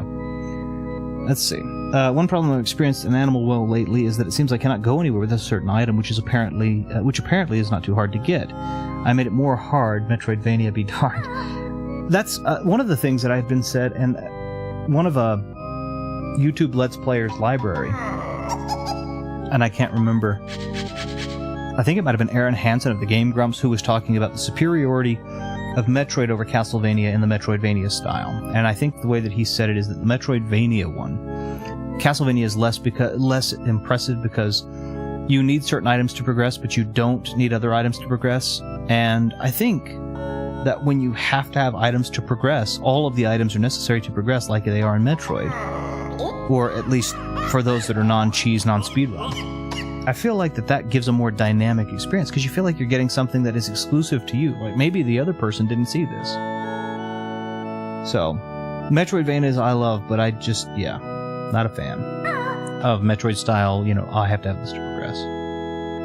Halo memes aside, Animal Well is, so far, a well-designed Metroidvania oozing with atmosphere. I'll have to take a look at it. Right now, the big ones that I have been on right now I'm playing a game called The Forgotten City, which is kind of an interesting time loop style murder mystery. You basically find yourself washed up on a random shore. You go to search inside of some ruins for a guy that you find out... Well, you find where he is. I'm not going to say anything beyond that. And then you end up going back in time to ancient Rome. And so it downloaded... Oh, okay. I'll have to take a look at that then. That's pretty great. But this one, you end up in ancient Rome, and you have to... They live in this place in Rome where they're trapped, and they're following something called the Golden Rule, where if anyone commits what is a sin, and they don't know how to define sin, so they're just trying to basically be as perfect as you can. But anybody who commits a sin will immediately cause the entire city to be turned to gold, or the people within the city to be turned to gold. And so when you fail to figure out what's going on, you have to continuously loop back in time, to figure it out until you can figure out who is about to break the Golden Rule and prevent them from doing it, and it's just really cool. I got it it's on sale right now. I think it's like $13 American. I had a $10 coupon, so I mean, just really cool though. Very, very cool. I'll take a look at Animal Well, though. That seems awesome. But I've been on that one. Obviously, I love my Sherlock Holmes games. I have all of the I think I have all of the Sherlock Holmes games, including the Cthulhu one called The Sunken City. I'm a tremendous fan of Sherlock Holmes, the character, as well as am a tremendous fan of Sherlock Holmes games, which are mostly Frogware. They've got like Sherlock Holmes versus Jack the Ripper. They've got Sherlock Holmes Chapter 1, so I've been playing through those as well right now. Randomly saw on Twitter, Mumbo can resurrect Saberman and the alien kid in Hellfire Peaks, but cannot do the same to Bottles. I guess Grunty's spell was too fatal. It's a good question. That's a good thing. He does say, I think Mumbo does say in this one that his magic doesn't outshine Grunty's. Because remember that in her castle, when you get too far, when you leave one of the worlds, Mumbo's magic isn't powerful enough to sustain your transformation. But Grunty is powerful enough to reach you anywhere in her lair. I mean, you can hear her voice ringing in your head from wherever you are. So there's definitely a difference in the power dynamic there. Also, if Mumbo were that skilled of a magic user, then why wouldn't he just go face Grunty magic to magic? But he doesn't do that because he's no match for her. So she's definitely got the most... And that includes Wumba, too. Grunty's more powerful than, I guess, all of them. Wumba and Mumbo both. Certainly with her sisters, right? In the second one. Those three are obviously more powerful than the Banjo-Kazooie, who are not magically inclined, plus Mumbo, plus Wumba. Though Mumbo is substantially more powerful in the second one than he is in the first one. Like with the Dragon Kazooie transformation. So, yeah, I think that's kind of an interesting thing. Like, I would love to read and see what the fan explanation story is. Mumbo needed a Mumbo Pad and Globo, but Spiral Mountain forgot to include that. Yeah. Yeah. Well, again, it's just interesting when you think about it. Like, Mumbo only has the one spell. Speaking of the Mumbo Pad and the Globo, Mumbo only has the one spell, the Dragon Kazooie spell, that is permanent. Other than that, everything that he does is temporary and limited to the area. Differently limited to the area depending on where you are, but is limited to the area. And so, yeah, that's pretty interesting. Yeah, have you never done the Dragon Kazooie spell in the second one? So if you ever do the ones that are the Xbox versions that are stop and swap compatible, you get the ice key from the first game. And if you get the... Oh, you're right, that was. You're right. What did Mumbo do that was permanent?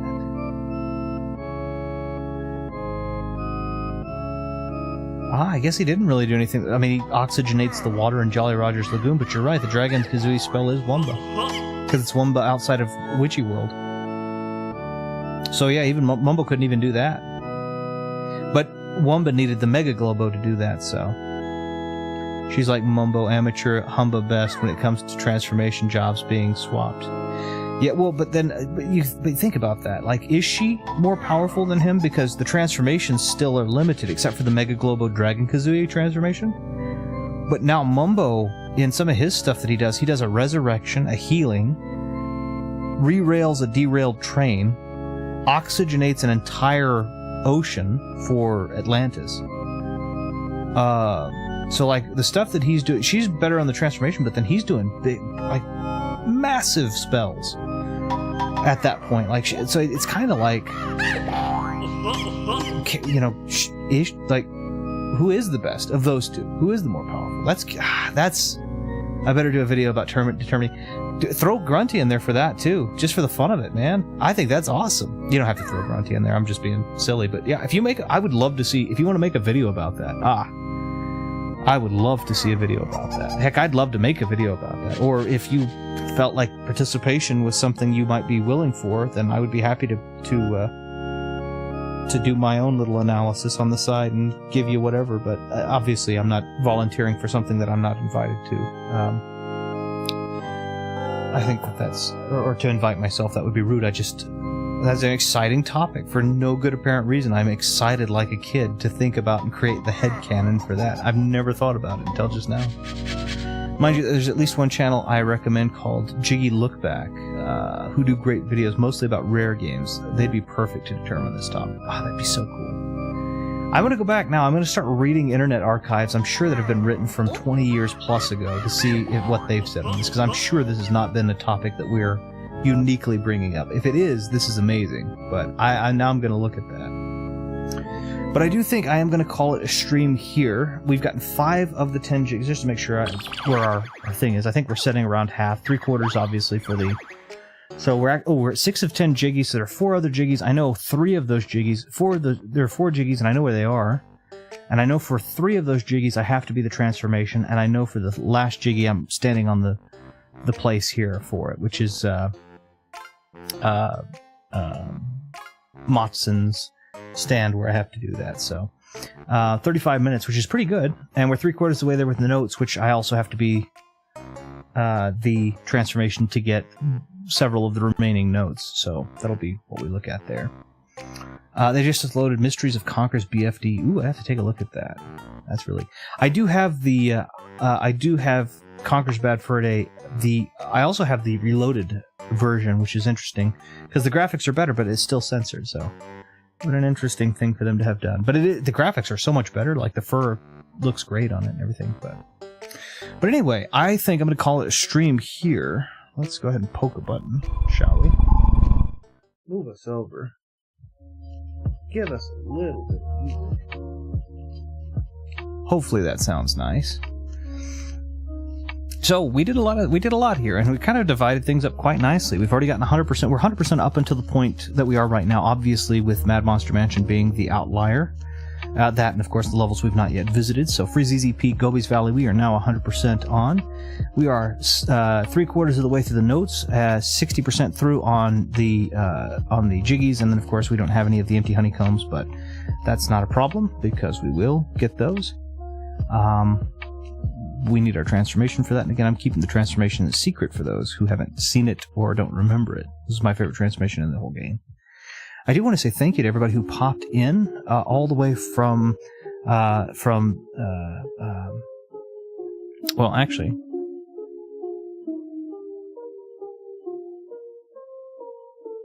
we had I cannot remember. It was a user at the very beginning who popped in who I hadn't seen before, and it's a shame, but it was good to get to this DUMM dumb something.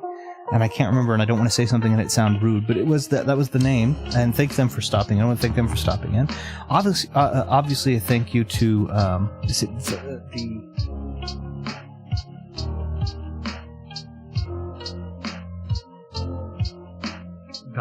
Valkyria retro game, or retro game Valkyrie or Valkyria, any which way, for stopping in and saying hi, and then a huge thank you to everybody who stayed and conversed and talked with me, Miss Maggie, Mr. Bogus, God of Pizza, and Viddy. Always a pleasure to get to talk with all of you. It always makes such a wonderful spot in my weekend and in these streams. It really is a lot of fun. So, I want to say thank you to all of you. Of course, as I normally do at the beginning and also at the end, if you are interested in this type of content similar to that, or content that's different enough that if you don't particularly care for my content, you might like them because they fall in the same vein, I do heavily recommend checking out the channels below. My lovely wife, the Siren Ivy, Viddy's gaming videos, and Viddy Plays for casual playthroughs, as well as well-articulated and well-written and well-shot review and critique. Of course, Ash Plays Games, where you can learn about the upcoming projects that he's got going on, which are always I'm super excited about. Thumb Bros on Twitch and on YouTube for Let's Learn, Let's Play, and Speedrun content. All kinds of great races and retro gaming going on there. I don't make Ace Gaming, who's been playing Castlevania Harmony of Dissonance recently, as well as played an adorable baby game from Japan for the Nintendo Disk System, and it was really, really fun, really cute, really adorable. A huge shout out to all of them. I heavily recommend going and checking out their backlog and current projects, as they fall a lot in the vein of the retro and esoteric, but also awesome people to get to talk with and to get to watch the content. They're the blood, sweat, and tears that they pour into theirs.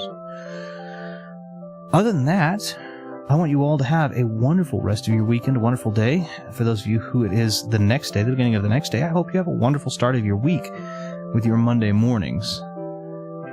And, yeah, we'll see you guys next weekend.